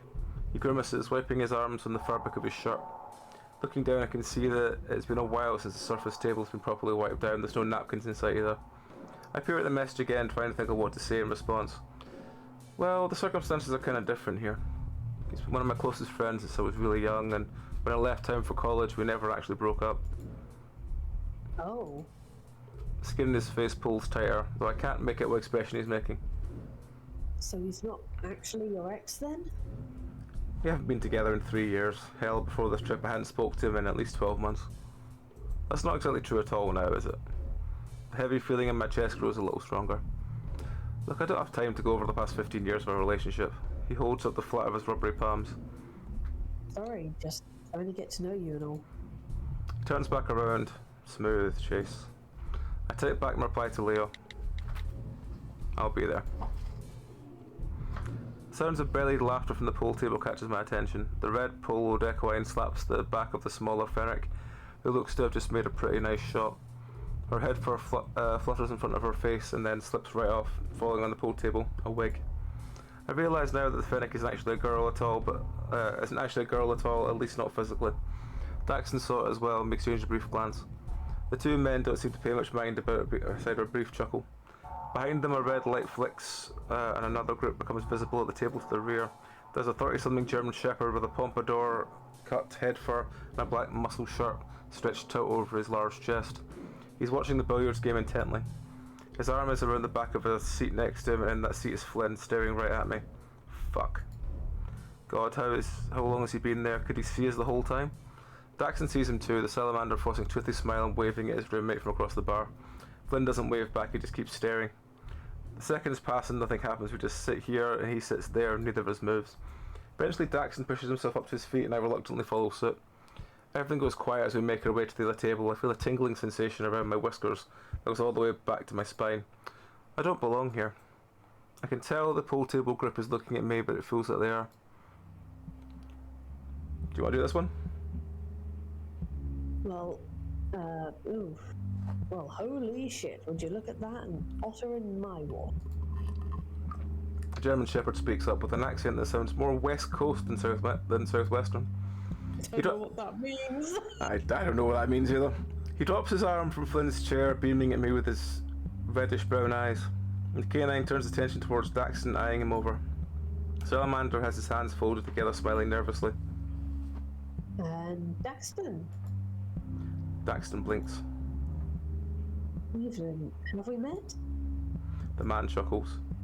Nah, but I've seen you before. Whenever I come over to Scaleboy's house here, you're always in your room all alone. Flynn's slitted gaze flicks from Daxon to me. His expression seems to harden before my eyes. What the fuck are you doing here? His scaled fingers curl up into a fist briefly before unfurling, the large lizard fidgeting on his seat. His tie is gone, he's unbuttoned most of his shirt. Okay, play it cool, Chase. Found your phone with the invite to this place. I was all propped up and everything. I say that last part as a bit of an accusing tone, and Flynn narrows his eyes slightly.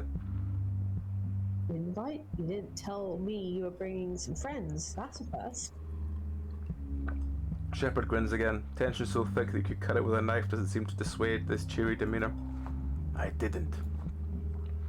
He makes an acknowledging grunt, his gaze flickering between us for a moment. Well, I'm Ryan. You know Flynn, and I know Daxton. So, who are you?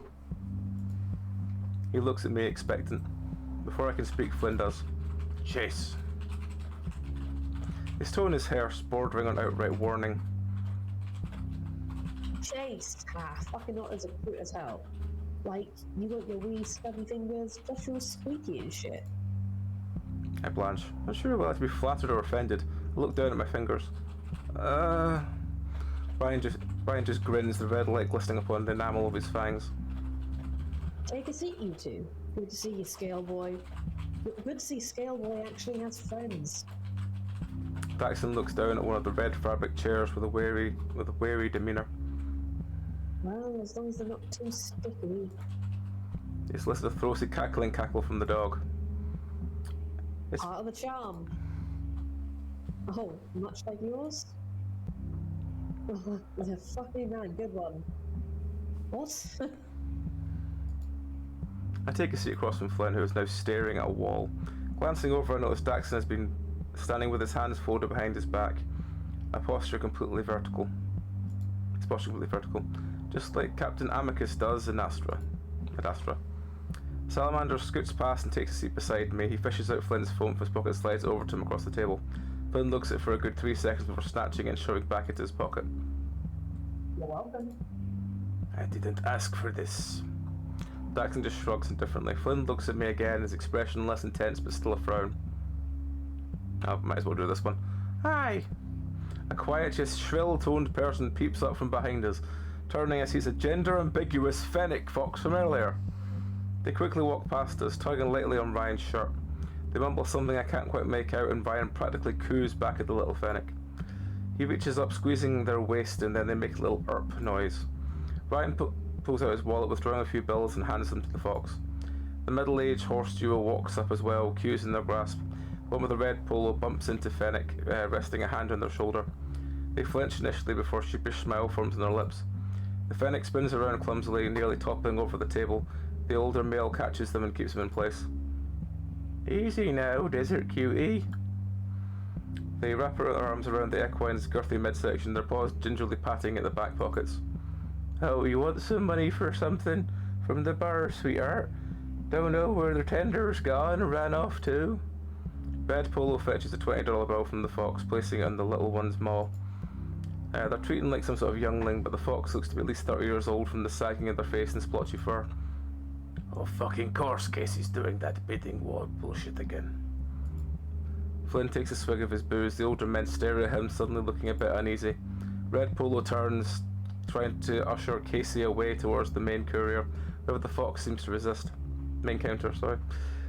They squirm, quickly writhing out of their equine's grasp and stumbling their way towards Flynn, nearly crawling on top of Ryan to do so.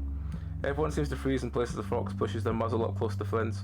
Flynn looks dull-eyed back at the Fennec. I don't got any money for you. That's okay, I just want to make you less grumpy. They look at each other saying nothing. Flynn parts his lips slightly and the fox pushes her face against his, maws meeting in a deep kiss. Their eyes go wide for a moment, then shut tight, returning the affection just the same. My heart feels like it stops, my sweat glands go cold, I feel sick, like I want to just puke or something. I mean, I had sort of felt a deep knowing feeling since I saw Ryan's arm around Flynn, but I guess I wasn't prepared for something so visceral. But I don't do anything, I just sit there and watch. Ryan, meanwhile, grasps the fox's rear, grinning in that Cheshire way he does. Good to see you're not sourpussing the whole night, Flynn. I assume since we've had Casey already, this is someone else, so think of a random voice. Probably one of the horses, I'm gonna guess. Alright, well, let's do one of the horses. Let's do... I think of a weird accent. I think of a Bel... What's a Belry accent for this? Oh, vaguely northern. Vaguely northern. Alright, okay, we're doing Birmingham. Alright, okay. Are you kidding me right now? Fucking no. Red Polo turns, leaving his friend behind and making his way towards the exit with a few huffed swears. The teal-poloed male with some sort of Shire or Clydesdale type watches him leave but doesn't follow. There's the married man. Casey pulls back towards Flynn, a string of saliva still hanging between their lips. Flynn's nostrils flare as he exhales upon the fox's face. That seems to set Casey off, and they kiss again, with even more ferocity.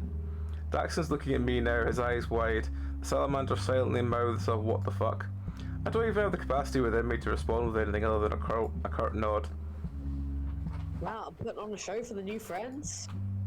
Teal Polo was looking down at Daxton and I now. Well, Ain't nothing the festivities. You young'uns want a drink or something? I'm Mike. Oh, that's Daxton. Nah, we're good. I'll have 2 doubles of whatever tequila's the cheapest. Mike blinks. I'll be right back then. Okay, just let me find the bartender. Rob's back in the smoke room, Seabiscuit. He uses his free hand, the one not currently groping the fox's ass, and points towards the wooden door in the corner of the room by the plastic Sargano? Saguano? Saguaro? Something like that. The smoke room? Mike gives Ryan an uneasy look, and I get the impression from the demeanour and the casino wristband he's wearing that he isn't a local. Well, I'll be right back then. He forces a smile before turning and heading to the aforementioned smoke room. Ryan crosses his legs, letting his head roll from side to side before speaking up. I think we should head there too, right, Flynn? Flynn and the Fennec part lips again. The Gilead locks at me before responding. Alright. Man, what's wrong with you? All eyes shift to Daxton now. Flynn grunts. You don't get to fucking judge, creepass. Watching me jerk off at night but can't stand the sight of me macking on someone, for fuck's sake. The round-faced salamander's jaw goes slack. Oh, right, you mean bastard, Daxton. Watching and not helping's a real grave offence. What the hell are you even talking about? Daxton looks at me. I say nothing, thinning my lips. You know what I'm talking about. I truly don't. Hey, let's not play he said, she said, alright? Daxton, Chase, you like to party? The dog reaches into his pocket. The Fennec turns from Flynn, biting their lip as they begin to lean on Ryan's shoulders. They wiggle their hips in such a manner that Flynn gets a face full of fuzz, the Juliet spluttering a bit. I'm reminded of a long bus ride with Jenna and Flynn junior high, not that Jenna acted anything remotely like Casey though. Flynn would be the aggressor, pulling on her fur and making native jokes until Jenna would donk him right in the nose with a biology textbook. Ryan withdraws a small plastic baggie out of 6 tiny white spheroid dots inside. They kind of look like the expensive pebble ice cream that they sell at theme parks. I always had wished Carl's parents would start selling that stuff, but they said it was just a gimmick and that didn't make any ice cream taste better. He opens I have no idea what ice cream they're talking about. He opens a little baggie, placing one of the pebbles on the eager Fennec's tongue and then his own. The German Shepherd rises up from his feet. He's large, but as tall as Leo.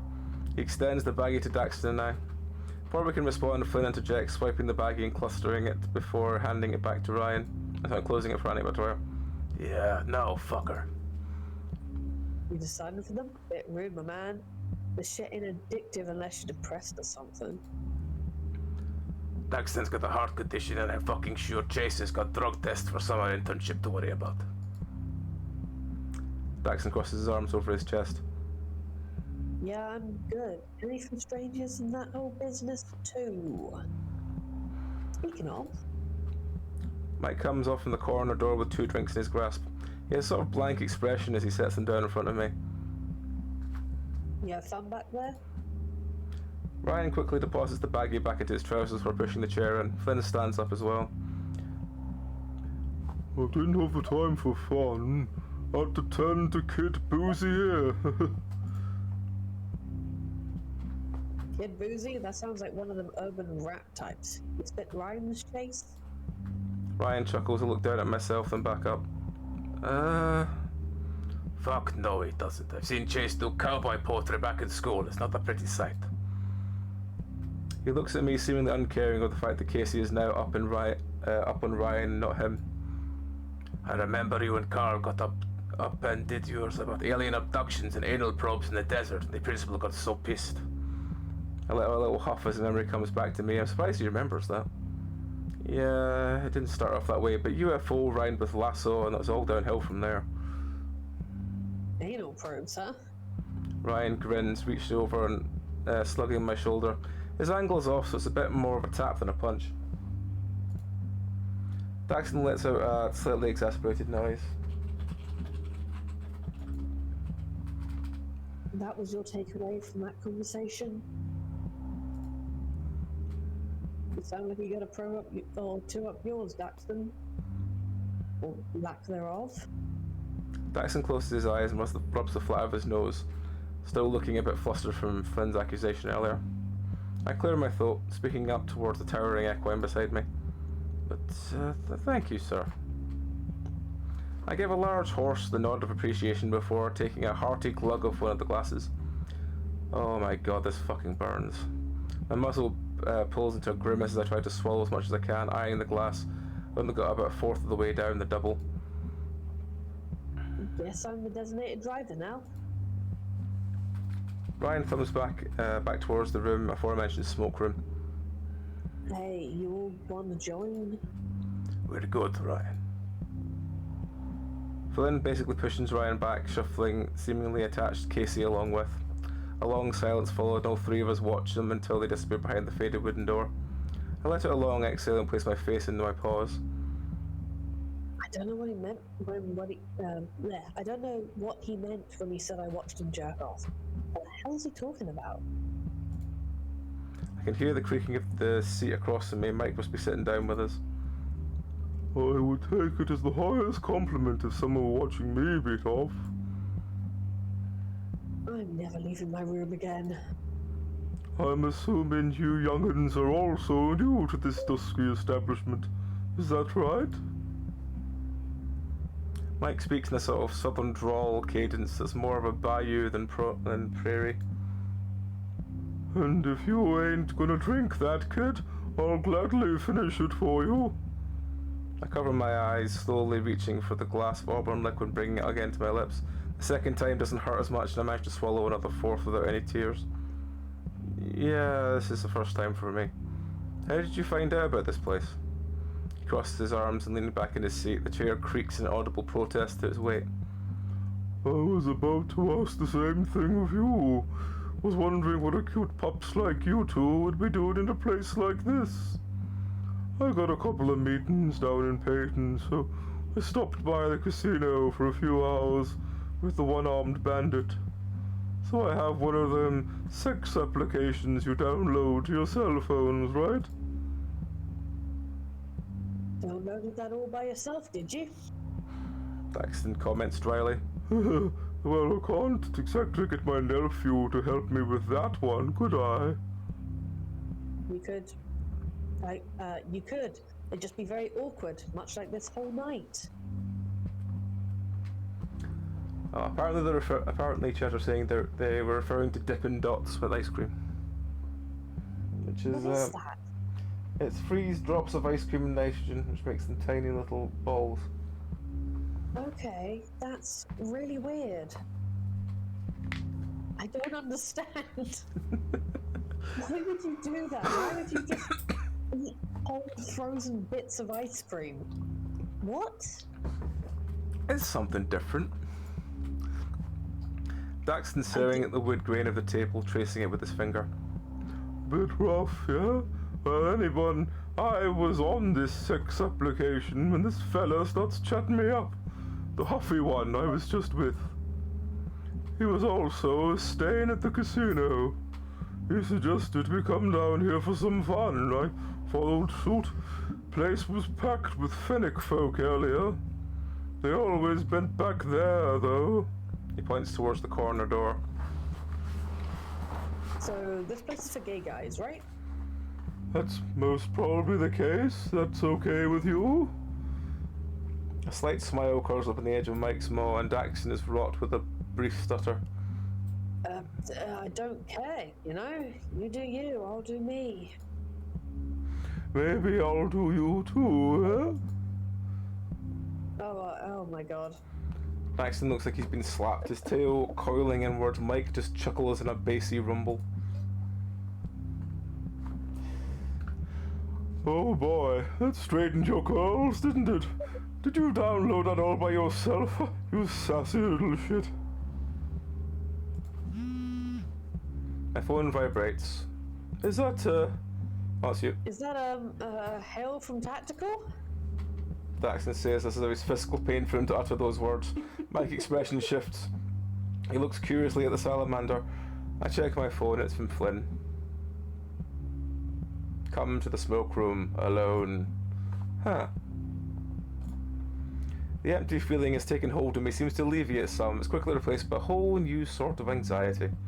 So maybe he's not leaving me high and dry after all, but what the fuck is he doing? A hail from Tactical? It's you. It's a reference. I hold up my phone. Flynn wants to talk to me, I think. Never straightforward with him, is it? I didn't know kids still watched Andrasta. What? Dax's attention snaps so quickly back to Mike it's almost comical. I'll be right back. You can text Carl or something and ask if he wants to come in. I push myself up to stand, realizing my legs kind of weak. I hadn't noticed much of the time. They were shaking earlier, something fierce. But there's a no smoking sign hanging from the corner door. A little irony, I guess. With a low breath and straightening of my shirt, I pulled the handle and stepped inside. Is this something we have to give a content warning for at all, Rowan? Probably. From what I remember from this scene, is that it is probably the most sexually explicit thing in the game. Okay. So... It's kind of horror by just sheer awkward sexual content. There are no boundaries with anyone, from what I remember. I haven't done this route. I know it by reputation. Does that make sense? You know it by reputation? Oh. Okay. Yeah. Okay. Yeah. It's mostly referred to as the smoke room scene.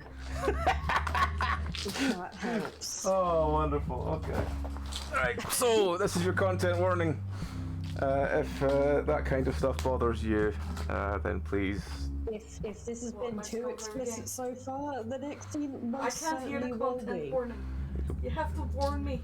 Well, you'll hear me read it out, so you'll probably experience it the same way, Meow. Maybe I want to go sit here and go la la la. That's fine, as long as you don't go loud enough to disrupt the viewers. That's right. But yes, so I Yeah, mean, it's very everything else fair. has been done somewhat, everything done somewhat well, so I think we should just carry on with it. But yeah, this is your content warning. If you don't like bizarre, explicit, I imagine gay sex references, then this is your warning. Everything is gay in this. Yeah. We probably should have realised that by now. Literally every character You is probably- gay, kind of gay. So yeah, if that bothers you, this is your content warning. If not, we'll carry on. Hello. One sec, gonna mute the mic. My feet touch what feels like bare soil. With a quick check, I realised the floors were wood, just laden with a layer of dust, grime, and peanut shells. The smell of spilled beer, cigarettes, and sweat is a combination of the likes in which I've never smelt stronger. I turn and Ryan's only a few feet in front of me, standing in the middle of the room with Casey. They're fucking. Flynn's next to them, his shirt open and belt undone. Because I was trying to talk my juice up, but I thought it was a... Oh, there's a terrified looking man. The lights pulsate on and off in infrequent intervals. Everything goes from pitch black to light up bright. And of course, there's not a window to be seen. I hear ambient noises around me. I descend to among people that are here. And most of them are completely naked. It's an orgy room. Behind Flynn, gay porn plays on crooked mounted television screens. Speakers and subwoofers rumble with the bassy drone of bizarre music. Silhouettes, people dance in limp daze. The flickering lights make the shapes look like ragdolls flailing in stop motion. The lights begin to strobe red and it's overpowering to the senses. It's too much to bear. I grab the end of my tail, squinting through the actual smoke. Flynn? My voice comes out more pathetic than intended. The music's so intense I can't tell if I'm being loud or quiet. Everything goes black again. I hear the clop and a cry followed by a baritone voice. I imagine this is just gonna be a random voice, so we'll just do, "This is what you want." Did Flynn say that? There's a glint in the darkness and I know it's Flynn's eyes. He's not looking at me. His eyes may be aimed in my general direction, yet he's not actually looking at me. But the guy behind him is. Oh, that's Ryan, so I have to wait for Rowan to come back. Oh shit, am I doing right? Hi, I'm back. Oh fuck yeah. Ryan cranes his neck some, looking toward me in a big old grin, his long tongue hanging at the side of his maw. Oh, hey, Chase, come here. I've never been beckoned by a guy currently balls deep inside someone else, so I was pretty hesitant to be. Flynn turns away from the duo, facing me. His expression some sort of reminds me of how he got when his aunt was talking to him in City Hall. His eyes are more open than usual, and his jowls are pulled back along the side of his snout to show his teeth. So you showed up.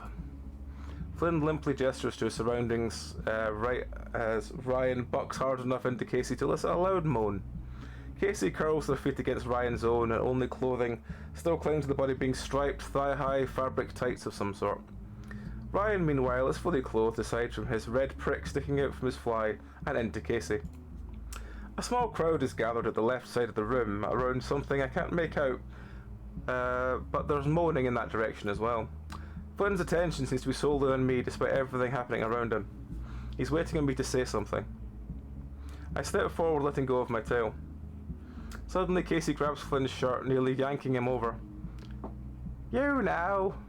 Flynn blinks, turning to speak briefly to the Fennec. Just give me a minute.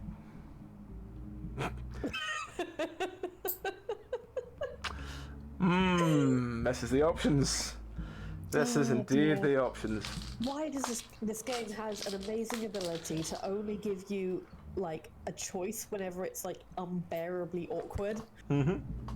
Every single choice is just stomach churning with social implications. It's very good at that kind of. I don't even know if it's the type of horror. It feels like it. It's got social dread. Yeah, it's an anxious sort of horror about being around other people that aren't quite right. You get what I mean?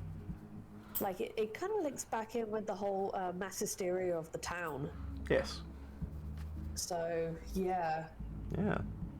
What option do you want to pick, Bubsky? What do we... Does anyone have a preference? Chat, what are your opinions? I think that This Is Fucked is not really going to get us very far, so I have a horrible feeling we're going to have to go with the play it cool. Fuck it, let's play it cool. I dip my paws into my pockets, putting in the most lax posture I can manage. Wow, must be a slow night. Flynn's eyes widen. It's as if an enormous weight had just fallen from his shoulders, and a very familiar wry smile crossed his muzzle. He turns back to me and saunters over, his heavy footfalls making the wood creak with each step. He placed an elbow on my shoulder and moves to stand next to me. You can't keep your nose in your own business, you know that? Well, I am a journalist. You gonna leave me hanging over here with this one? Ryan rests his heavy chin on the cooing Casey's shoulder, giving Flynn and I puppy eyes even as he bounces Casey on his crotch. You two look like you've got it covered. So you did leave that phone out for me to... Oh, so you did leave that phone out for me to find it. Flynn rolls his head some, as if debating speaking further. Finally, he looks back down at me. Didn't expect you to bring my fucking roommate, and that was awkward as shit. Now I've got to deal with the fallout of all this when I get home. You're the one that accused him of watching you masturbate after making out in front of us. I'm pretty fucking sure he did, or at least someone was.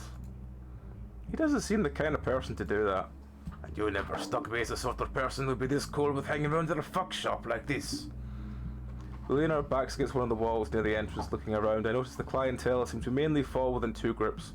Fennec natives and the middle-aged men, most of which look like generic dads who make Flynn's presence here all the more strange. What the hell even is this place, Flynn? I feel the Gilla's weight shift against me as he shrugs. It's fine though. It's fucking something though, ain't it? It's real. There's a flicker of a grin on Flynn's face before lights come back on. It's real something, alright. Ryan showed it to me a long while ago, but it was so fucking gross. There was like 4 old-ass beavers with balls down to their knees rotting in the corner. And you came back? This is fucking ritzy-ass Pueblo, where there's 12 gay bars within 10 miles equipped with cheap beer and blowjob dispensers. You got bored and lonely? Flynn grunts and I feel the weight on my shoulder intensify some. So Ryan's your friend? Flynn fidgets, the music gets loud for a moment so we don't speak. He's the friend I'm not going to be leaving in 3 days, so he's the friend. A pang hits my chest, the reality of our situation dawns on me. I go quiet. I thought, fuck it, might as well get all the baggage out and show you what I'm apparently all about and shit. You're about seedy sex clubs? Well, it's just I can't exactly go telling anyone else in the group about this shit. Oh yeah, Jenna was out at the bar off the res and I was fucking some of your people the other night. How you doing? I found myself snickering, though coughing a bit from the smoke. The people smoking inside, the lack of adequate ventilation was making my eyes water. God, she's already furious at you. DJ, do you know what sounding is? Because me and this bull guy did it last week and he had a cross necklace. It reminded me of you. I laugh again, covering my crotch instinctively. No way, you don't actually do that, do you? The large gilly harumphs. I wasn't the one getting it in my dick, if that's what you're asking. I'm a lizard.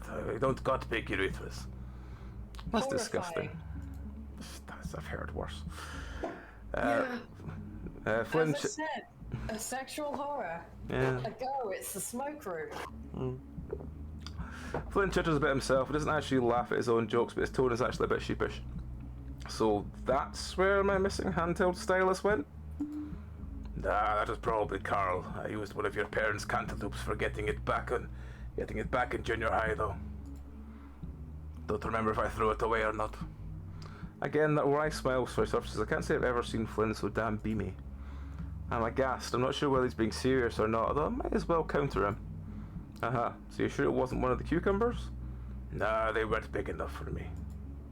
To my surprise, he reaches down and pats the front of my crotch, actually squeezing at the end. I have to bite my tongue to keep from letting out an eep. His large hand kneads the front of my shorts, and I feel his thumb and forefinger start to fiddle with the button at the front.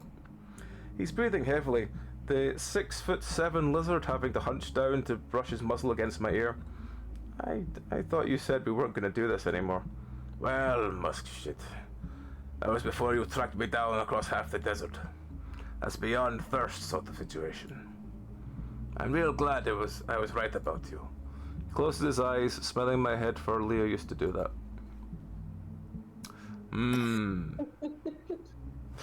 Well, if anyone has any preference. I'm leaving this in your ballpark. Yeah. You're the one that's going to have to be reading out most of it. The lights go off and I push my paw against Flynn's soft spot. He gasps in my own raspy way. He nips at my ear, though never actually biting, venom in his teeth and all that.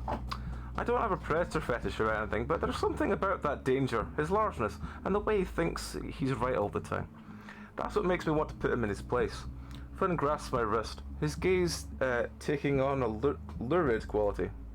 He tucks me along with a small corner of the room that has little lighting. A red patchwork curtain hangs from the ceiling. The fabric sways with a plethora of ground-mounting fans. They seem to be there to create some sort of semblance of a breeze in an otherwise hot and stuffy environment. I lose track of where Ryan and Casey are, though their absence isn't exactly missed. Flynn turns, sitting on something I can't exactly see. I grin, trying to show off what passes for fangs. I mean, I'm an otter, so I'm technically part predator, right? The Gillier removes his shirt, never taking his eyes off me. I do the same, trying not to imagine his leering eyes and clustered ground around us. This is for him, and him alone. I can hear him breathing, even with the music. He's practically panting. He wants it. He wants me. I step forward, reaching for him. That's when my foot catches something hard. I hit the ground like a sack of spuds. Pain shoots through my ribs and the whole torso is coated in what looks like a slurry of cigarette ash and peanut shells. It smells so much worse close up. I glance up. There's a raised platform that Flynn was resting on that I must have tripped to the edge of. As the light strobes scarlet, the frame-like flashes in Flynn approaching, his eyes wide and teeth grifted. Fuck, are you okay? You just ate shit real hard. He seems to notice the splatters of filth on my front. Probably literally, too. I hear some chattering behind me from voices I don't recognize. They mention something about an otter. One of them laughs, another one of them moans. I try to ignore it. Ugh. Yeah, I'm okay, I think. Flynn offers an orange splattered hand. I grasp it. I can still salvage this. I tried to go for his soft spot again, but he takes my free paw in his. Next thing I know, I feel the warmth of his breath on my muzzle and the familiar moistness of his maw meeting mine. Flynn warms his tongue in my mouth and I bite on it gently. He rumbles, and I hear the audible thwap of his large tail swatting the curtain. He still tastes like cheese bread and beer from earlier. I can do this. Oh fuck, I can do this moments. I wriggle one of my paws free, grasping Flynn's. With some coaxing, I bring it down to my groin. I don't even need to say anything. His fingers are already unbuttoning the front and tugging down my zipper. Jesus, no going back now. I see the pinkish flesh of my own prick, it coming free from the confines with almost comical bounce to it. Flynn makes up some kind of noise I can't quite make out, then mutters something about coming off. Sorry, just the sound of the car rolling away with that, I was like, oh, okay. Yeah, I'm sorry. The window will always be open in this room. That's It'll be fine. open place a really, really, really loud road. It takes me a second to realise what he's saying, the Gilead pulling the fabric of my musty-ass shirt. I nod quickly. Oh, yeah, good idea. With a few quick tugs, I'm bare-chested. I let the shirt fall to the floor, I worry about it later. Flynn crouches down some and pushes himself closer, sandwiching my prick between us. I sway my hips, grinding the tip around his belly button. An older man at the other end of the room yells something in another language and someone turns up the volume on the TVs. I can't tell whether the moaning is coming from Flynn or the porn now. I think I see him roll his eyes. Really nice ambiance here, yeah? Yeah, just fucking peachy. My shorts finally finish a slow descent down my swaying hips and tail, dropping to my ankles. I kick them and my underwear off to the side. I'm completely nude now. And of course the bright lights come back on. Somehow Flynn looks more impressed. Did you get less ugly or something? Flynn's grey muzzle parts to a brief grin. He pulls away from me, unbuttoning his own pants. The Gilead looks somewhat unconcerned with the now rather visible gawkers as he too goes fully nude. There's nothing inconspicuous about him. His black and orange colour pattern is meant to stand out, and his 6'7" muscular build, it's even more true. He towers over everyone, like he's just above it all. Meanwhile, his lens looks like it's practically leaking. It's already slick with lizard's pre-cum. Flynn turns, lowering himself to his hands and knees despite the filth. His tail flicks up, exposing his ginormous ass. Oh my god! This game is making you say Pupski. I'm fucking pansexual, I don't give a fuck. He sways at some... Yeah, he sways at some, the way his scales reflect light almost makes it look shiny. Fuck me, man. Huh, gladly. Slowly I reached down, placing a paw on each cheek. When Flynn and I had messed around at his place, we definitely didn't get this far. Anal sex is second base for gay guys these days, right? I pull each cheek open, I'm surprised how much give there is. I'm just seeing this in like the style of like a tutorial video from like fucking B&Q or something now. Yeah, kind of. Also, scaly ass. I guess I'd figured his hindquarters would be a hell of a lot more taut, but he's got quite a bit of jiggle, honestly. Having fun back there? Oh, sorry. Just staring into the abyss. The Gilead snickers and I could practically feel his body quake in my grasp. He looks over his shoulder and our eyes meet again. Flynn? Yeah. Flip over. He blinks, peering at me in a curious look as I question whether he heard me correctly. After a few moments, he rolls over. I place my paws in his soft underbelly and his knees pull up instinctively. Flynn practically hisses in reaction. I bring my paws up and spit into them. With Leo, I'd always ended up having to finger him for quite a while before being able to top him. But Flynn looks ready. I slather up my dick and position myself at his entrance, with my tip kissing the pucker. My heartbeat quickens. I look down at my friend, his blue eyes shining. Next time you feel like talking down to me, remember this. Flynn's tail slaps the ground hard. The Julia's hands ball into fists and his cheeks puffing out as I enter him. He swears between grit teeth, "Fuck yeah, I will, Chase." I think I hear Ryan hooting at us from across the room, but I don't care. It's just him and me, and that's all that matters, and I haven't felt something like this in years. I come to a full halt inside him, his eyes shift from wild gaze to beckoning, half-liddled stare. I lean forward and kiss his furless muzzle, feeling the texture of his scales upon my tongue. Someone comes up behind me and rubs my ass. I think Flynn tries to mumble a fuck off to them, but it's half-hearted. As I begin to roll my hips, pushing in and out of him, I can hear subtle shriek sounds in the darkness behind us. I prop myself up on my balls of my feet now, angling downward as I thrust, since Flynn seems to be the most sensitive there by the way he's moaning. I look up, about to kiss Flynn again, when I noticed a pair of dark furrowed thighs next to his head. A flared equine member flops down in front of his face. A hand pushes up to his lips, and within seconds, Flynn has already had at least 5 inches of it down his muzzle. Jesus Christ. I have to admit, the sight is hot. Really hot. I managed a few more pumps before I feel myself begin to come. I shudder, my body shaking as I empty myself into my friend beneath me. He doesn't seem to notice though. A particularly large fennec has joined the equine. Flynn is sucking the horse while jerking off the fox with his free hand. Someone is talking to me in a foreign language now. They laugh once and a paw slaps my ass. I wince. Things start to seem different around me, like the smoky haze itself has become much less of a veil of my surroundings. Another man next to the foreign-speaking guy laughs. At first I think it's Ryan, though I don't see him anywhere. Something wet spritzes my thigh. Oh, it's bukkake time. The foreign-speaking man grabs my tail, pushing it up. I freeze. I'm still lodged in Finn at this moment is a bit limited. I can't see much either. 2 paws take hold of my hips, and then comes the sudden piercing pain of pressure at my tail hole. I nearly shout, scrambling forward in the darkness and tripping onto Flynn. He irks, letting out a few raspy words as pre-cum slobber and hangs from his maw. Don't stop. His free hand grabs onto my chest fur, the large gilia trying to keep me put. The foreign voice behind me now sounds more terse. He calls me Chula, and I'm instantly reminded of Leo. But it's not him.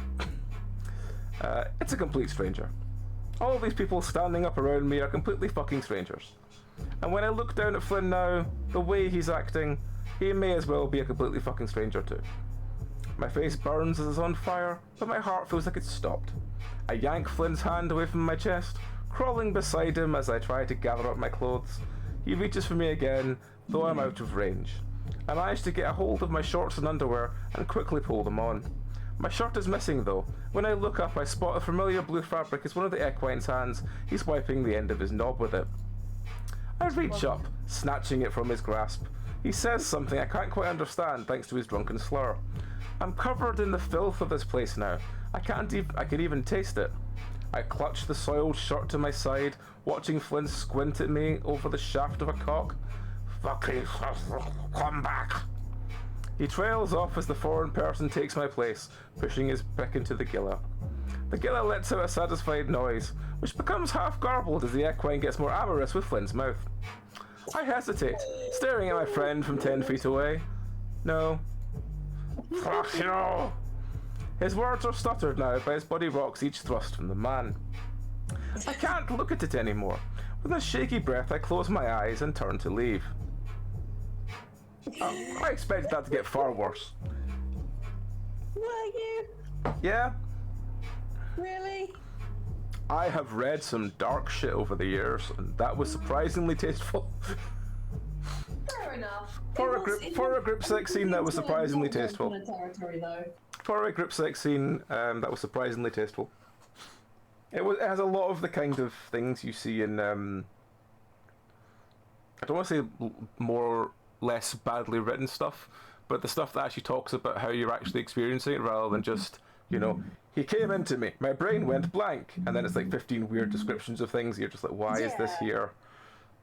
Yeah, just, oh my god. I spent a lot of time on AO3. Holly, please stop trying to bite my foot, even though you're being very I bring the tripod back over my shoulder, wincing as some metal pushes against my collarbone. There wasn't really much left of the old post office, but getting some B-roll of it seemed obligatory, with the Pony Express history and such. As long as I have lots of filler footage to accompany my voiceover, I should be fine. think it'll probably look better than most of what's the rest of the class will present, though. That's not a high bar to pass. Most probably wouldn't dare work over their spring break. So why the hell am I? I close my eyes, letting my legs lead the way as I step through the tall grass and back into the dirt road. It's hot today, way hotter than it is in late spring. Everything is kind of hazy too, like there's a wildfire air blowing downwind through echo. Those usually drive my allergies nuts, but so far I'm not feeling too stuffed up or itchy. That's always good after the night before. As screwed up as it sounds, I always liked when there was a big fire in the state. I mean, sure, it sucked sneezing all the time and having my nose feel scratchy, but I love the burning smell. It reminds me of barbecues. It doesn't smell like that now, though it does remind me. I pull out my phone. It's 10:03 a.m. Jenna texted earlier. Chase, Leo wants to set up the grill at the hill behind your house around early afternoon, I think. If you want to stop by, you can. When we were kids, sometimes my dad would let us roll our little charcoal grill up there and try cooking ourselves. My dad always said it would help keep a wide buffer between us and the houses so we didn't accidentally burn the place down. After Flynn set a bush on fire in our backyard during Labour Day, I kind of understood the sentiment. I exhale, shoving the phone back in my pocket. Interesting Leo. Oh, interesting, I think it should be comma. Leo decides to schedule it while Flynn's still working. I bring my thumb and forefinger above my muzzle and press the space between my eyes. I sniff, smelling the faint scent of musty ash that seems to cling to my fur even after the shower I took this morning. And just like that, my blood seems to cool. I get that weird stuttering feeling you have in your heart when you remember something you don't want to. Last night doesn't seem to be real. I can't believe surely that exists just past where I grew up. How long has that place been around? It doesn't even have a name. I searched for the address some more when I got home, but didn't find anything online. I mean, I've been in gay bars before in Peyton, but usually there's some girl I'm friends with who drags me there. But nothing quite like that. At least Daxton seemed to not hate it completely by the time we left. Turns out the middle-aged horse guy was an old dastry, term for people who really like Andrastra. Daxton and him hit it off pretty well while I was away. Carl, meanwhile, was already passed out in the car by the time I got back. It was an awkward car ride home. A strange sense of sad nostalgia takes hold of me as I approach the faded white old brick structure that was my home. The white picket fence that surrounded the exterior is all but gone now. The few remaining posts are scattered all around the yard, some half buried in the loose, barren topsoil. I remember Dad always made me point every summer, and I'd pitch a huge fit because I hated it. Working in 110-degree temperatures with scratchy bramble getting stuck in my pads, not to mention the dirt on the paintbrush. Dad never was very happy with how it turned out anyway. He'd yell at me for laziness and doing a poor job. He claimed I had no aptitude for work, first placing the blame on me playing too much video games, then Leo. People are supposed to have a sense of satisfaction in their work, but every moment away from the escapist diversion seems to make me more miserable. I'd caught up myself in my room with my big-ass plug-in fan watching TV, daydreaming about fictional guys and eating just an absurd amount of cereal. You coop yourself. Yeah, I still don't know what it means. Cooping yourself up in the room. Oh, cooping, right, okay, that's fine. I just didn't, I thought that was always C-O-O-P? No, that's co-op. Yes. It doesn't matter. I started as I walk over to an old plot where Mum's garden used to be. According to City Hall, this place is abandoned and condemned now. I step up to the window in my old bedroom, squinting through the dusty glass and spying the unfamiliar turquoise shag carpet inside. All the furniture is gone, the spiderwebs hang from every corner. There's old graffiti on the walls as well, a gang sign and something that looks like a crooked red number 8. Seeing it, I'm left with a feeling of unease, like a sanctity of what was once mine has been taken away. I don't exactly pine for those days being stuck in there. But there's this overwhelming pang of awareness that those times have passed and are never coming back. The worries I had growing up are gone. I need to sleep soon at some point, Popsky, by the way. Alright, okay. I will I'm get... up in 5 hours if I sleep now, so... I will get to the next available point. I'll get to the next time it moves along one and then we'll stop. The worries I had growing up are gone, replaced by visceral, very adult concerns with money, jobs, debt. And I'll never have a group of friends like I did back then. A sharp whistle breaks my train of thought. I spin around to see the silhouette of 2 figures on the hill overlooking the house, Leo and Jenna. After a moment, TJ walks up next to them and waves. Hi, Chase. I lift my paw up, offering a limp wave in return. Next thing I know, TJ is making his way down the slope, Leo right behind him. Jenna follows shortly after. It's good to see you again. The lynx looks tired, all things considered, the tips of his fur tinged with the orangish dirt of the area. Still, he's beaming at me regardless. It's good to see you too, actually. Sorry. TJ cocks his head. Actually? I blink. Yeah, what do you mean by that, Otter? Leo has a stern voice, his eyes hard upon me. I mean, you know what I meant. A smirk appears on the edge of the wolf's muzzle and he steps into me, slugging my shoulder with enough force to sting a bit. Well, astonishingly, it's good to see you as well. I wince a bit from the blow. Leo reaches over and ruffles my head fur. Sorry. He grins a little awkwardly. He seems cheery overall, though it's hard to believe he's the same Leo that yesterday had been hiding in a bathroom cupboard from. I try not to look too tense. Next time, hit him harder. Jenna gives me an edged look, though there's a warmth to her eyes. Jenna. She looks me over, then glances towards the road. I'm surprised you didn't drive. We found a picnic table in one of the yards in the abandoned houses. We'll set up over there. He points to the base of a hill slope, where sure enough the old wooden picnic table sits. And TJ was okay with us? The lynx frowns, digging his toes into the dirt. Well, as long as we put it back when we're done. You've become quite the rebel, TJ. I manage to smile at him. He looks slightly aghast, though Leo chuckles. We should put the hot dogs on the grill now. The bacon won't take us long. Jenna turns, making her way up to the table. Besides is the green portable propane grill, like the sort you use for camping trips. On top of the grill are a couple of Ziploc bags. We're gonna grill up them fancy pepper jack hot dogs we got in Peyton and some applewood smoked bacon. That sounds good. We even got some tofu dogs for Carl, just like the old days, eh? I hope we got better cooking since then, but where's Carl? Leo shrugs, TJ chiming in. Maybe he slept in? It's kind of early. For him, I mean. Yeah, you know, we'll stop that at that point.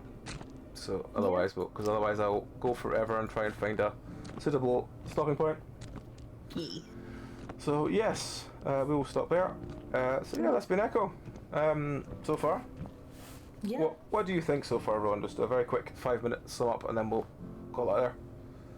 I mean, Flynn's route is definitely very different to TJ's, which is the one I did. So there's that. Kind of interesting that you kind of see a glimpse of other routes, like with this one in particular. Like it goes more into the history, and then you get like a glimpse of like what each other route is going to be based off. I think I mentioned earlier to you that Carl's route is meant to be like a haunted house kind of thing. Yeah, you did, yeah. And it goes into the history of his house and who it was owned by, and it's like, oh, that's familiar. And all the things about like Carl thinking his house was haunted, like, yeah, that comes back. I know about that. And also with TJ's route, and like, it's got more psychosis kind of elements to it. And you see little glimpses in that, in Chase in particular. And knowing what I know about Leo's route, his behavior makes sense, considering what I know about that route. You know what I mean? All right. It's just interesting. What do you think so far? I'm enjoying it. As I said, it's not. I think the main thing when you were like describing it before, I was like, oh no, I'm going to be sitting reading really bad porn. But it's not. It's not actually done that bad. It's actually relatively fine for what it is. It's actually well written, which is the annoying part. No, it's been good. It does seem to be like unraveling the story over time. Yeah, That does seem quite good. it's It's definitely very a much slow part burner. of the story rather than slotting in porn for the sake of slotting in porn. Yeah, exactly. The stuff does actually feel like it is part of the story, rather than just being like, let's have a boom chicka wow wow moment.